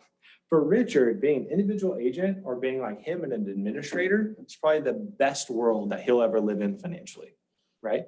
For me, the best world I could live in financially was to grow a team as big as possible. So I didn't know anyone here, right? Does that make sense? So there's no right or wrong answers. Jen Davis grew a massive buy-side business inside of Dan Holt's business, right? She was clearing like $500,000 plus a year. She's doing great, right? So when you think through, when I say grow a team, don't get caught up on growing a team. That's not the end goal. The end goal is finding your lane, sticking to it, growing inside of that. Is that cool? Yes. Okay. You want to know that guy's GCI just based on those stats? Go for it. So 1.2 million times 126 transactions times 2.7% is $4,082,000. Yep, I believe that. He told me that his house is 18,000 feet. Yeah. I was like, He makes money. Like, how many people live in that? It's a hotel. 4. And his wife and his 2 kids. Isn't that nuts? It's nuts. Like, why do you need that? He's like, oh, I don't want to invest in real estate, so I just figure I'll buy the most expensive house, and if the market goes up, great. I'm like, it doesn't exactly work that way, but okay. All right, we've already talked about the difference between prospecting and marketing. I'm going to highlight this for you guys, and that prospecting is you originating the phone call, the text message, the reach out. So that is outbound. Marketing is going to be inbound. So it's whatever activity you do to create a call, a text, or an email to you. Is that fair? So very simply, outbound versus inbound. So when I say ISA, we have ISAs in our team. That stands for inbound sales agent or inside sales agent. I like inbound better. So they're handling leads that are coming to us from marketing efforts, right? If I say OSA or outbound sales agent or outside sales agent, that's going to be someone who's really good at prospecting, okay? Here's the key. Don't get caught up in ISA, OSA.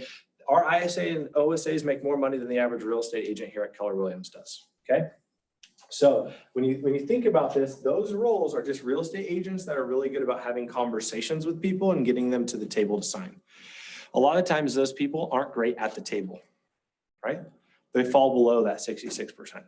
It's totally okay. We're all built differently. So how do you build the correct ecosystem for that person? And we found in our team that we can get an ISA to make almost twice as much money as a capper very easily, right? And a lot of people are like, oh my gosh, capping is the coolest thing ever. No, capping means you net about $24,000 a year. So we got to get people above capping into a new world, right? So if all they had to do was convert leads who have raised their hand through our marketing efforts to the table to come to close, and they can earn twice as a capper, awesome, right? Let's keep them in the business. Let's keep them employed. Let's keep growing together. Any questions on ISA, OSA before I keep going? Awesome. Okay, here's our 2 systematic tools. And remember, we're thinking through this context of these 4 categories, these affiliates, network, core advocate, advocate, all that stuff, right? Okay, so the first is the 8x8. This is 8 weeks, 8 steps, or 8 touches. So in the first 8 weeks, you have a 1 touch a week program for this new MET. So as soon as they enter your world or you meet them for the first time for the next 8 weeks, once a week, you're doing something to connect with them. Phone call, text message, invitation, send them a recipe card. I don't care, right? We'll customize that for ourselves. Once they're through the 8x8, they drop into the 33 touch. When you see 33 touch, in your mind, think 33,000 touch, okay? I don't want to limit you to a number, and Amazon has proven that we don't care how many times we get touched. That's really gross. Okay, can't recover from that one. Let's go ahead and go to the next page. Before I get here, does anyone have any questions on the 8x8 33 touch? Okay, I'm going to expose the biggest lie inside of Keller Williams. I have a question. Go for it. What if we have fallen behind on some of them? Can we start over and do an 8x8, or should we start over with a 33? Whatever you want. Okay, There's no wrong answer when it comes to lead generating with people. It's just a matter of doing it. just do, okay, Yeah. just get them back on Yeah, schedule. the idea is that you have a plan. And so like every day you come into work and you're like, log into your CRM, boom, that's what I got to do today, right? So if I could figure it out, I'd pull up my command and I could show you my task list. I think today is text messages. So I've got to send like 15 text messages to people. Not that hard, you know? That's the idea, is the plan. All right, now we're going to just blow up all things Keller Williams, the whole 3 hours of lead generating. This is my favorite part of the class because I think it is so bullshit. It makes people feel so bad all the time that they don't do it. Okay. You guys see the little box down there? This is an exercise. We're going to walk through it together and we're going to figure out ways to hack it. Does that sound good? Also, I started 20 minutes late, so I'm going to take 20 minutes most likely. If you have to leave, please leave. But this part's really good, so I can't speed up too much. Okay. So we've got these 3 boxes: prepare, action, and maintain. Notice, right, that it doesn't say 3 hours of phone calls or 3 hours of text messages or 3 hours of circle prospecting. This is 3 hours of preparing, taking action, and then maintenance. Okay. Ooh, that already blew some of the shit up. Okay. The first side, prepare. This is asking what other activities could be included. I'm going to go through these activities, and instead of adding activities, because we all know what we can add, we're going to ask, how can we hack the activity? In other words, how can we do it in a more efficient, proficient, or leveraged way? Okay. So number 1, enter new contacts into a database, print mailings, practice scripts, action, make calls, take notes, leave messages, maintain, organize notes on calls, handwrite personal notes. Okay. Obviously not hard, nothing groundbreaking there. We can add whatever we want in these things. So in preparation, maybe that means instead of practice scripts, print your scripts, whatever, right? You can add whatever pieces you need to do your lead gen. In action, that's another one. It's not always just calls and voicemails now.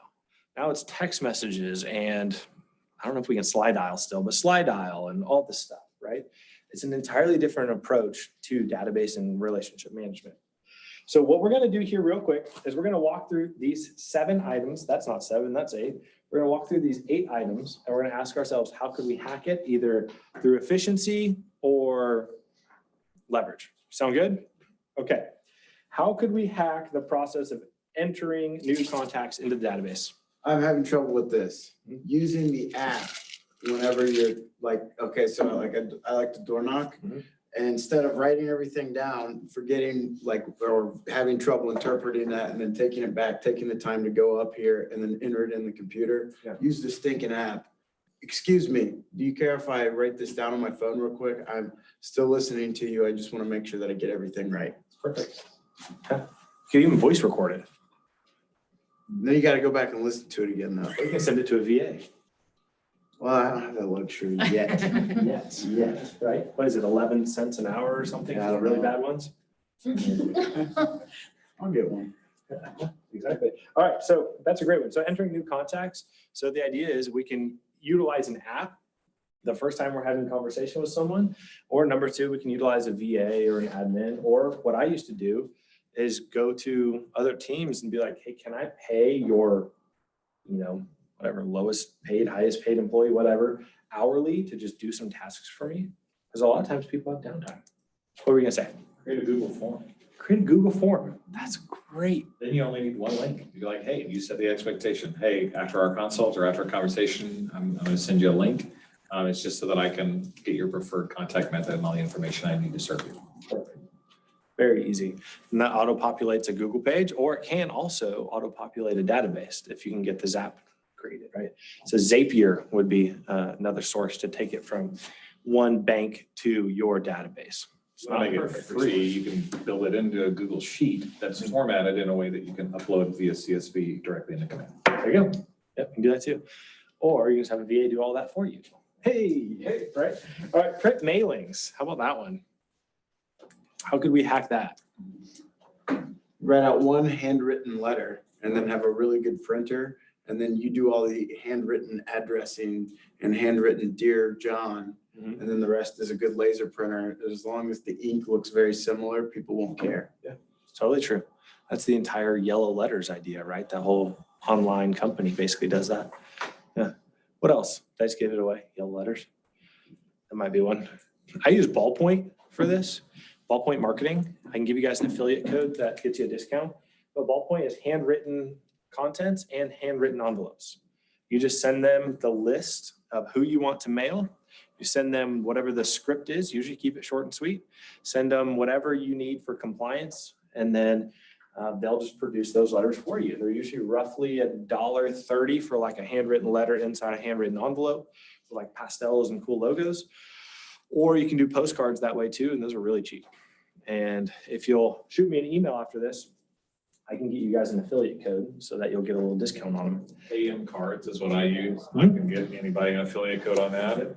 And What's it's it called, Brian? AM cards. And it's much more personalized. You can actually drop photos and stuff like that. And it's about $2 per card. But you can include a book, MREA shift. You can add brownies to it, gift cards, and it'll ship, do handwritten, all this stuff. It's awesome. Yep. Yeah. So, okay, we've now gone through 2 and we have spent very little time actually lead generating, right?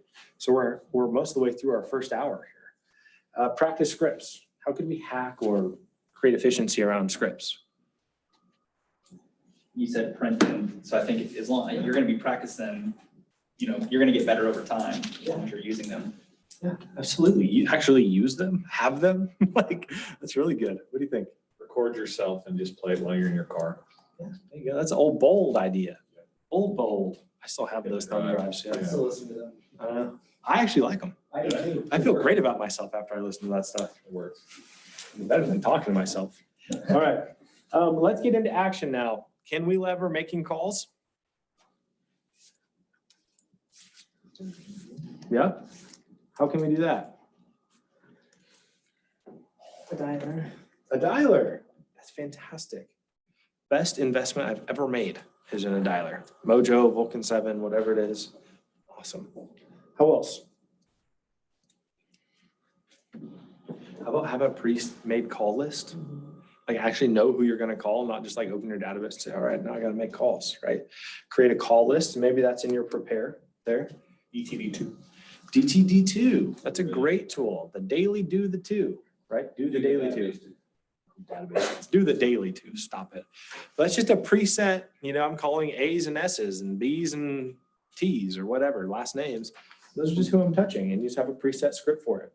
So easy. By the way, just do the DTD2 with a text message if you don't want to make the call. So we rotate calls and then into text messages. It's like the easiest thing ever. Right? And texting is way easy. That's super easy to lever. I'll give you one quick text tip that I absolutely love. Y'all can do it or you don't have to, but I love it. So all of our databases can mass text as long as they've opted into your marketing agreement, right? So keep in mind, they have to be TCAP, whatever compliant. So we can't just mass text people who haven't agreed to be solicited to. But once they're in your database, that means a lot of times they've agreed to your solicitation, right? So when they have for us, I love mass texting them, hey, can you grab lunch today? You're all like, you're an idiot. What if they all say yes? They never do, ever. You can send 100 texts and maybe 2 people even say, yeah, sounds good, right? Well, a lot of these people you haven't really met, right? You've met them, but like you haven't like established a long-term relationship with some of them, right? They've been getting marketing. So a lot of times they're not even gonna respond. Then the few who you actually know or actually trust, that kind of thing, they might reach out to you.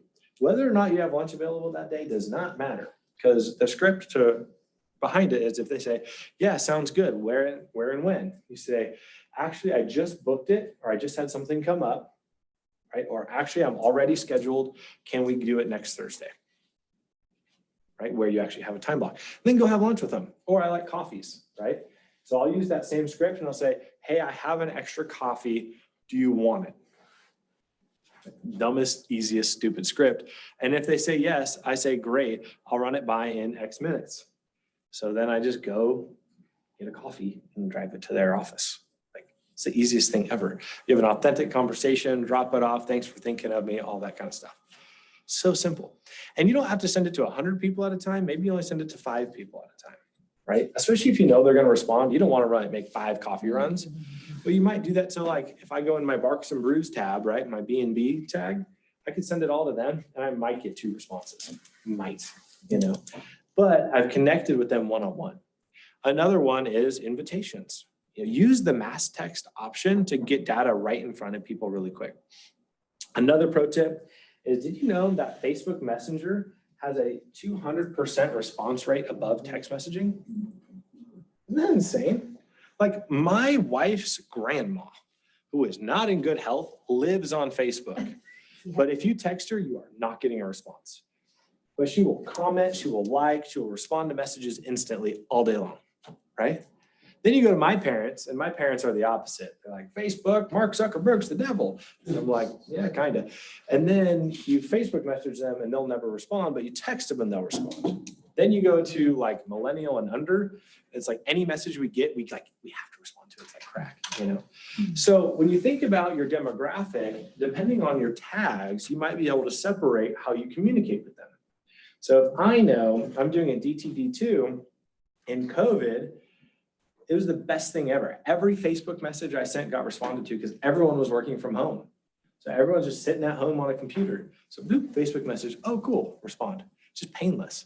I send them a text, now they're on a different device. It might still be right there, but they can look at it and drop it and whatever, right? Also, automatic read receipts are on Facebook. I don't think you can turn them off, so that's kind of nice too.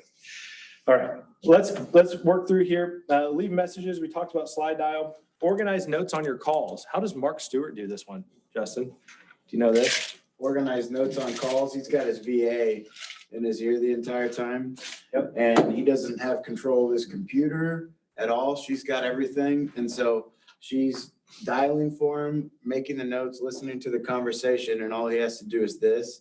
And because she has control over it, he can't like fool around or whatever. The next call's happening. Oh, hi, this is Mark Stewart with Keller Williams Realty, blah, blah, blah. Like just right into the next one. Yeah, he's a machine when it comes to leveraging lead generation around VAs. If you don't have a VA or you don't want to use a VA, how about just while you're on the call, you take notes inside your CRM?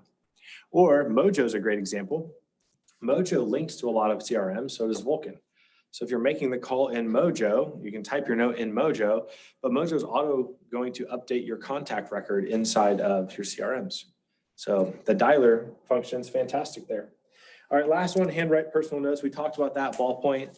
I don't leverage this to someone who doesn't have handwriting like you. It just doesn't go well. Sam, my assistant, used to write cards, and me and Sam do not write the same. Our handwriting's terrible. I'm just kidding. My handwriting is terrible. Okay. Any questions there? You said Mojo can auto update your CRMs. I can connect it to, like, it doesn't matter, like, will be connected to it, like every CRM? They're probably with them? They all have different relationships. So when you're choosing your software suite, you're gonna really have to say, okay, does this all connect and talk? So like we use Vulcan and Brivity. So we can use our Brivity phone number inside of Vulcan, and then we can keep notes in Vulcan, and it auto updates Brivity. Sweet. You know, so Mojo and Sync work together. I think Mojo and Command have an integration, but Mojo and Sync is another really good. Sync is commission sync, by the way. All right, I'm cruising, guys. 8x8, we've already talked about what that is. Here is a sample 8x8 on page 23. I'm gonna go through 9 tips for implementing these. We've already talked about what it could be. 2 things I wanna highlight in that sample. We don't have to go through the whole thing today. One is there are 2 phone calls inside that sample. Don't neglect the phone. The phone is where you typically get the yes or the referral. All the text messaging, all of that, that's just to keep you in relationship and to keep you monitoring them on this process, right? Once they're up here, they're ready to transact. A lot of times you're getting that on the phone, right? I don't text my dental office to say, hey, I need a dentist appointment, right? I call them. Like every major service provider uses some version of email or text to keep in touch with you. That way, when it's time, you've either raised your hand via text, email, or whatever, or they've picked up the phone to call you. Does that make sense? So the phone's where we get our highest conversions. All the other stuff is to monitor and keep in relationship, is to track along the continuum. Okay. You guys can walk through that sample 8x8, customize it for yourself. That's actually one of the exercises we're gonna do. I give it to people as homework because it takes a ton of time, but I'm gonna walk through these nine quick tips, okay? Number 1, put new METS on an 8x8 program immediately. Simple. Schedule the mailings before your call. So if you're gonna send something to someone, you wanna send it to them before you call them and ask them if they received it. As dumb as that sounds, we do it all the time. We'll send out whatever it is, and then we follow it up the next day with a phone call, and we forget that US Post Office takes like 3 to 4 days. And then we're like, oh, we're stupid. Sorry. Well, you should receive a letter from us. You know, looks pretty bad. Make your calls. You can read Gary Keller's story. I basically just told you what he said. He just is Gary Keller and sounds way cooler, okay? Offer something of value. This is simple. We're not making a touch if it's not effective in some way. That's why I love the text of, do you want a coffee? Do you want to get lunch? I love the invitations to events. I love the giveaways. I love, hey, did you know that your neighbor's house just sold 35% above what he paid for it 2 years ago? I love those calls. What I don't do is package a CMA and just send it to someone. I don't see that being of high value. Most people don't necessarily care to flip through a report. They might want one later on after you've offered it, but a lot of times all they want to know is, what's my house worth? They don't need the statistical analysis of why a lot of times. Is that fair? So back in the day, it used to be the thing, just start mailing people CMAs. And you're like, yeah, it's a good way to like lose with people. All right, 6, modify the 8x8 to work for you. Build this around you and the audience you intend it for. So I have different 8x8s for different types of people. If I meet you on the golf course, you're going to be on a very different 8x8 than if you came through a Google PPC ad, right? So if you came through an internet lead, I actually don't know you. I have no idea who you are. So my 8x8 program looks way different than if I had met you on a golf course. I met you on a golf course. Now I'm going to figure out who you are, where you like to hang out. I'm going to try to either be there or network with the people you know, so we have consistency. Does that make sense? Golf course is just an example. You can use it however you want. Upon completion of your 8x8, immediately put them on the 33,000 touch. Conclude every contact with a request for referrals. This is big. Man, if you have someone on the phone, it's not painful to ask if they know someone who wants to buy or sell or invest in real estate. You can clean that script up. I like to just say, hey, do you know anyone else who could benefit from my services? Hey, man, hey, Levi, while I have you on the phone, I don't mean this to be awkward in any way, but I'm looking for new customers and clients. Do you know anyone that might benefit from our services? No, no problem, man. Thank you. Like, it doesn't have to be, who do you know that wants to buy, sell, or invest in real estate? I think that's probably the worst script ever to use, even though they teach it in bold. Okay, I digress. Take careful notes on each touch. All right, does anyone have any questions on what an 8x8 is? Okay, I want to encourage you guys to remember our models and creativity. So you could rip off that sample plan, but that sample plan is a model. I want you guys to input your creativity. Everything I'm talking about, all these side conversations and what I call pro tips, it's just entirely creativity, okay? However, it's being built on the back of the model. So I might send them the, hey, you want to grab lunch text to 20 people, but it's because they're up for that day's 8x8. Does that make sense? Okay. And also, by the way, the way to hack your 8x8s is to stack them. Hey, do you want to grab lunch? That's a touch. That's a MET. Then I'm scheduling the lunch for the next week or the coffee for the next week. There's an in-person meeting. I really don't like phone calls. If I have to, because in person I can ask for the business the same way as the phone. And then I'm going to follow it up and say, hey, I remembered when we were talking, you had mentioned you needed a new insurance agent. I've got this guy, you should give him a call or give her a call. And by the way, while I have you, do you know anyone else who might need to use my services or looking to grab some new clients this month? Or like what Sean did, my goal is 5 new listings this month. Can you help me out with that goal, right? I don't know about you, but when my financial advisor calls and says, hey, I'm looking for another $1 million of assets to put under management, and I know what he's done for me, I am stoked to figure out who could use his services to get him the $1 million. Because then on that referral, on the backside, he's coming to me, he's treating me better, he's maybe rewarding me somehow for it, that kind of thing. All right, customizable 8x8. I do not have the time to go through this. I wish I could. Typically, I make you partner up to do this. Also, typically keeps us over 4 hours. Okay, the 33 touch. Overkill over time. Consistency, consistency, consistency. Can someone read the box for me right here? The 33 touch action plan is an overkill over time approach that will ensure year-round contact with your METs. It means never having to worry that your MET work will forget you or that some other agent will get their mind share. Perfect. Okay, so the next page, you see another sample. Here's what's interesting. You see how they group it with 18 touches? It's like 18 touches are just these things. 8 touches of these things, 3 touches of these things. That's how we like to do it too. I like to categorize it monthly though. So I know at least once a month I can send them something for some random holiday. Right, I just know that can be there, or a monthly newsletter, okay? This is why, also keep in mind 16 days. So if all we're doing is 12, that's gonna leave a gap of about 16 days about 30 days between each touch, right? So I'd have to do a minimum of 24 touches spaced out perfectly to hit that 16-day mark. Why though? So I do about 4 minimum each month. And I like to do it around events, holidays, giveaways, random lunch texts, whatever it is. Do you here, but do it systematically. And remember those 4 categories we had, we're gonna treat those people differently inside of our touch plans. Does that make sense? Does anyone have any questions on those? This one's really customizable for you. So we're gonna go through just 7 strategies for success. Number 1, plan it out. Like just get yourself an action plan for it. Also inside of Command and most CRMs, they already have these pre-built.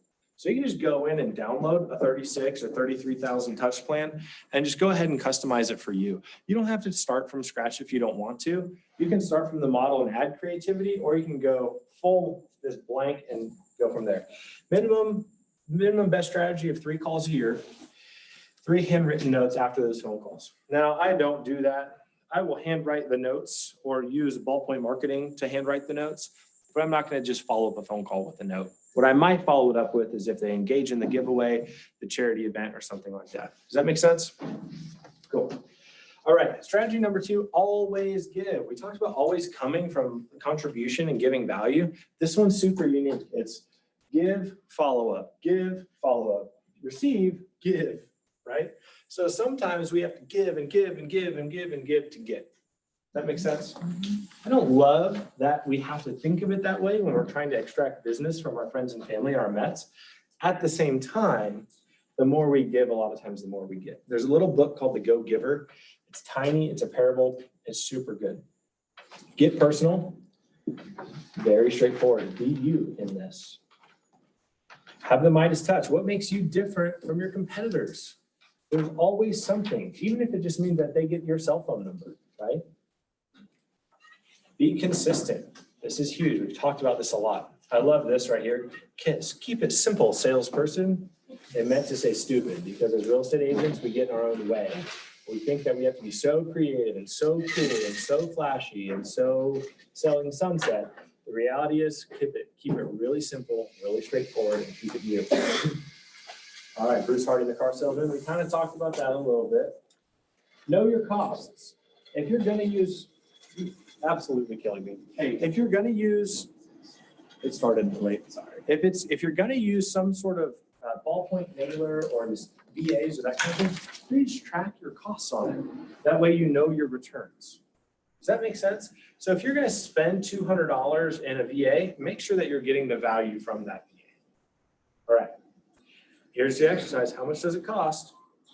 We're not going to do the exercise if we don't have time, even though I said don't ever skip the exercises. Okay.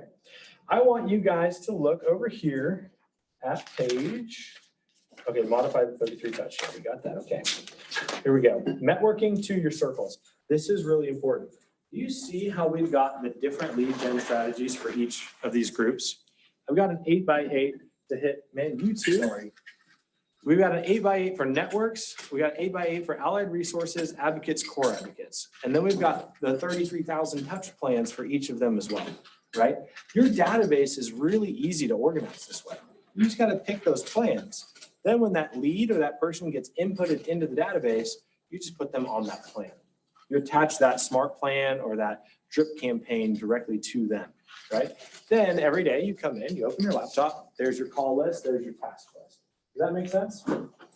Okay. I am, again, cruising here. I've got 13 minutes left if you guys will give it to me. Okay. Allied resources. Let's jump to page 39 here. This is where we're going to go through each of these and we're going to talk about who they are really briefly. Allied resources. Go to page 40, actually. Page 40. Allied resources. Here's a basic list of allied resources for you. I would encourage you guys to look outside of the industry for allied resources as well. Maybe it's not just home maintenance, but maybe it's, you know, the next step, a carpet company. Maybe it's, even before that, it's a landscaper, whatever it is, right? So we're going to build out our allied resources list, and then we're going to ask, what would I like from them and what could I provide them? So my landscaper's given me 4 referrals in the last 6 months. How do I know? Number 1, I tracked it, but number 2, I asked for it. So, but then I asked him, what can I do in exchange? And he said, get me more lawns to mow or give me more yards. No problem. We can do that, right? Why don't you jump on our monthly newsletter? Why don't you shoot a video and we send it to the database, right? You can kind of get creative with them that way. That is a great way to work with allied resources, is by creating content around them, and then feeding that to your database or the database of your other allied resources. Is that a good idea? That's a really good idea. All right, advocates. Advocates are these people who have the potential to become raving fans or who are raving fans, right? So we're going to treat them really uniquely. They at this point, they need your follow-up to keep referring you. Is that fair? They love you. They want to see what you're doing. So they need your social media posts. They need your monthly newsletter. They want those things so that they know you're still in business. This is so funny to me, is the people that go dark on social or the people that just go dark in general, but are still in the business, all of a sudden that business translates or transfers over to the next agent. They might still be transacting at a high level. They just aren't, like, their people aren't aware of it. So all these referrals, these raving fans, they just perceive that you're not in business. Who's been to the new Hy-Vee? Oh, yeah, I think it's pretty cool, right? So I'm a raving fan of Hy-Vee. I don't know why. I just really love going there. And it's not for the Wahlburgers, it's for the sushi. Oh my gosh, it's so good. And they have a bar, and that's pretty cool too. But Lucky's had a bar. I was a super raving fan of Lucky's, right? Now, this is what's unique. As soon as Lucky's kind of went dark on me, or recently Hy-Vee, I went in there, I couldn't get food because the line was so long. I've stopped telling people about it, right? Because to me, it was inconvenient. It was frustrating. I couldn't figure out how to get the value out of Hy-Vee that I needed or wanted in that moment, right? Now, at the same time, are they still in business? Yes, they're doing fine. Hy-Vee will live without me. But if our careers, if we lose one of our main advocates, we could be kissing goodbye a huge referral source, let alone just word of mouth type advertising. So this is a huge one. What I like to do with these folks is these are the people that I'm hyper focused on inviting to open houses, to charity events and that kind of thing. Hyper focused on our advocates, okay? All right, you can use that chart on page 43, by the way, to track them. I don't like this, just use your CRM, please. This is 2003 stuff. Okay. 45, core advocates. We're gonna do the exercise real fast there. There's 5. We can go super fast on this. Let's name off some core advocates. These are people who control streams of leads. We got Like interior designers, would that be? interior designer. Heck yeah. They know who's getting a house ready. Who else? Moving company. Moving company. Love it. Yep. What else you got? Cleaning company. Cleaning company. That's right. Now, I would say maybe moving and cleaning company might be allied resources, possibly even interior designer as well. So in addition, they could be both a core advocate and an allied resource. Who else? Builder. Builder. Oh gosh.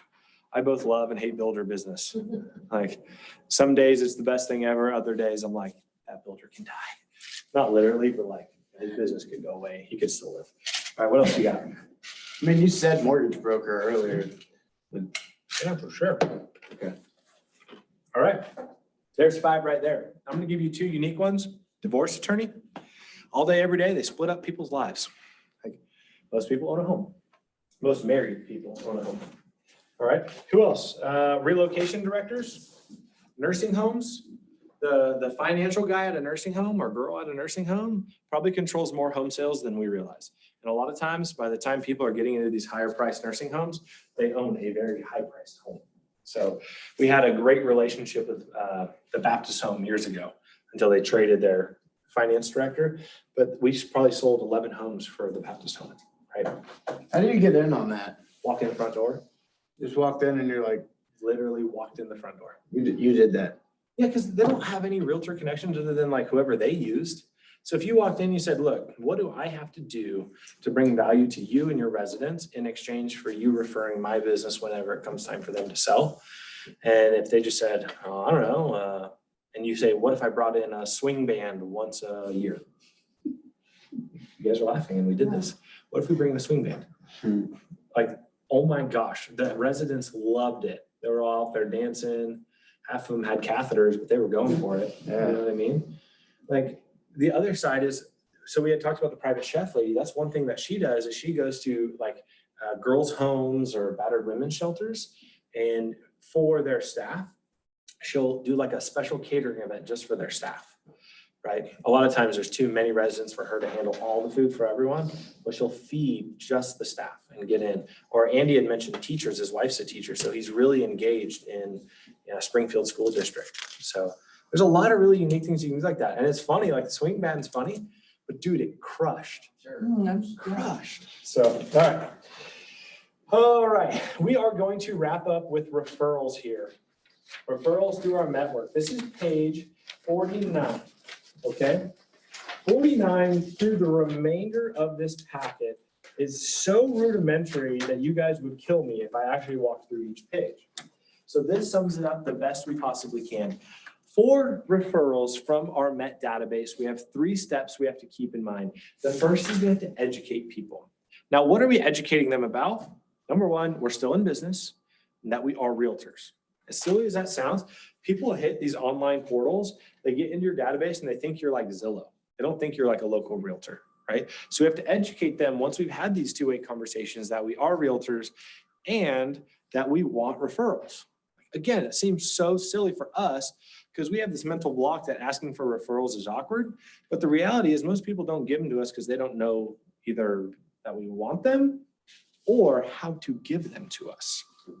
This has been a big piece.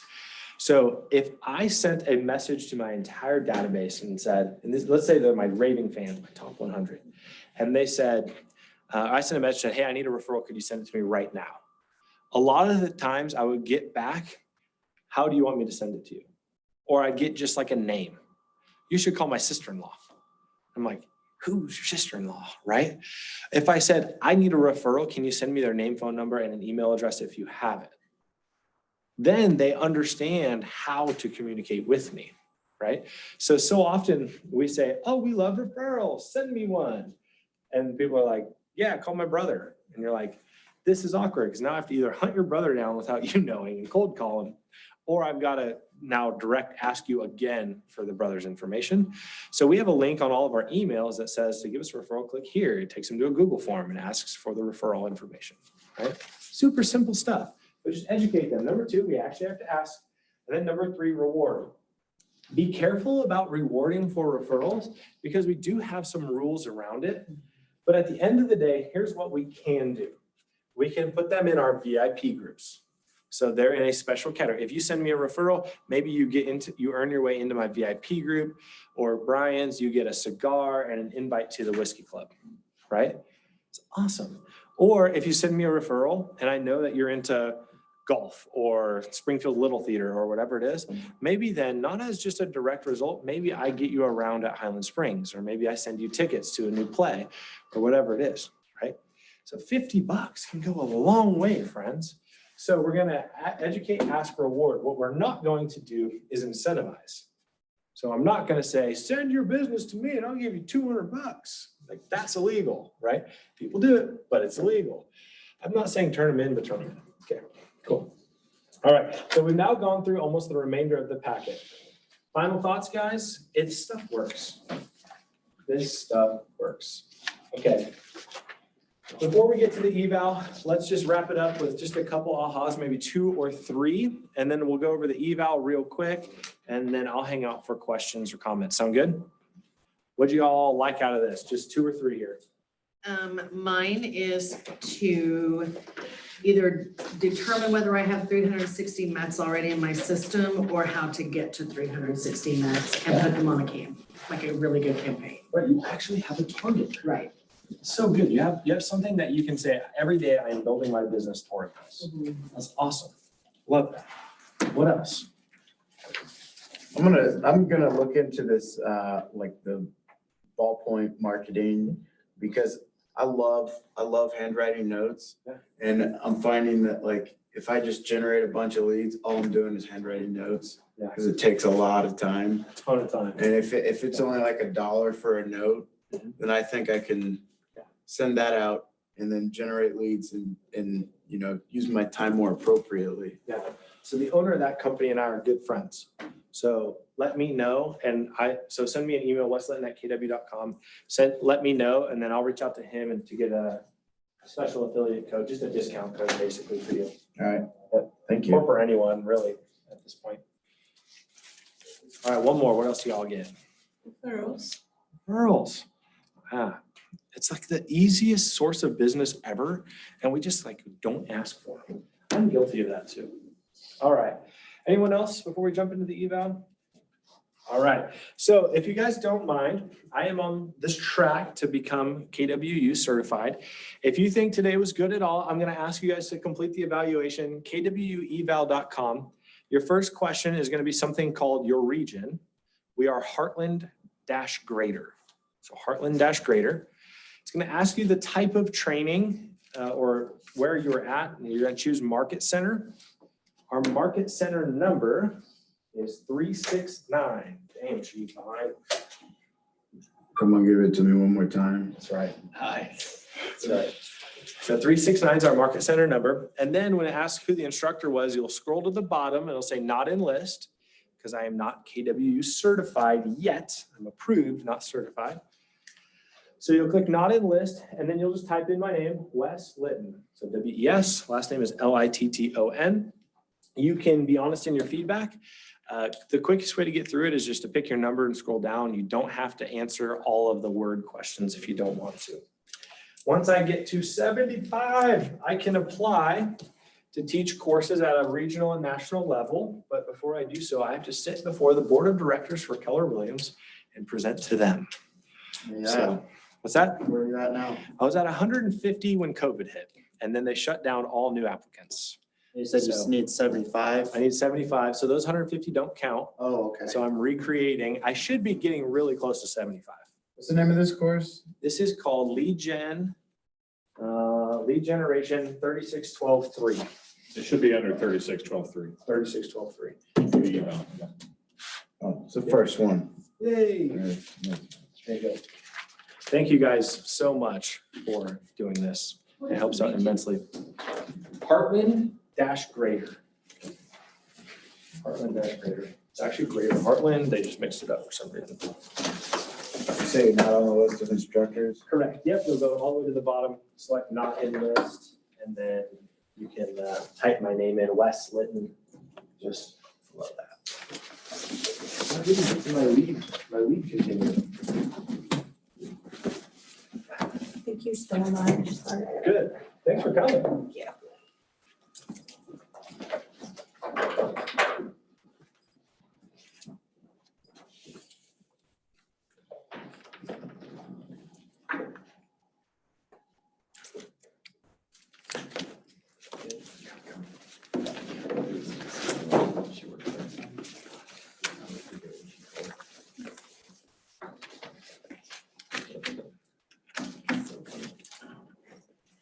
Thanks, Wes. Of course, and thanks for coming.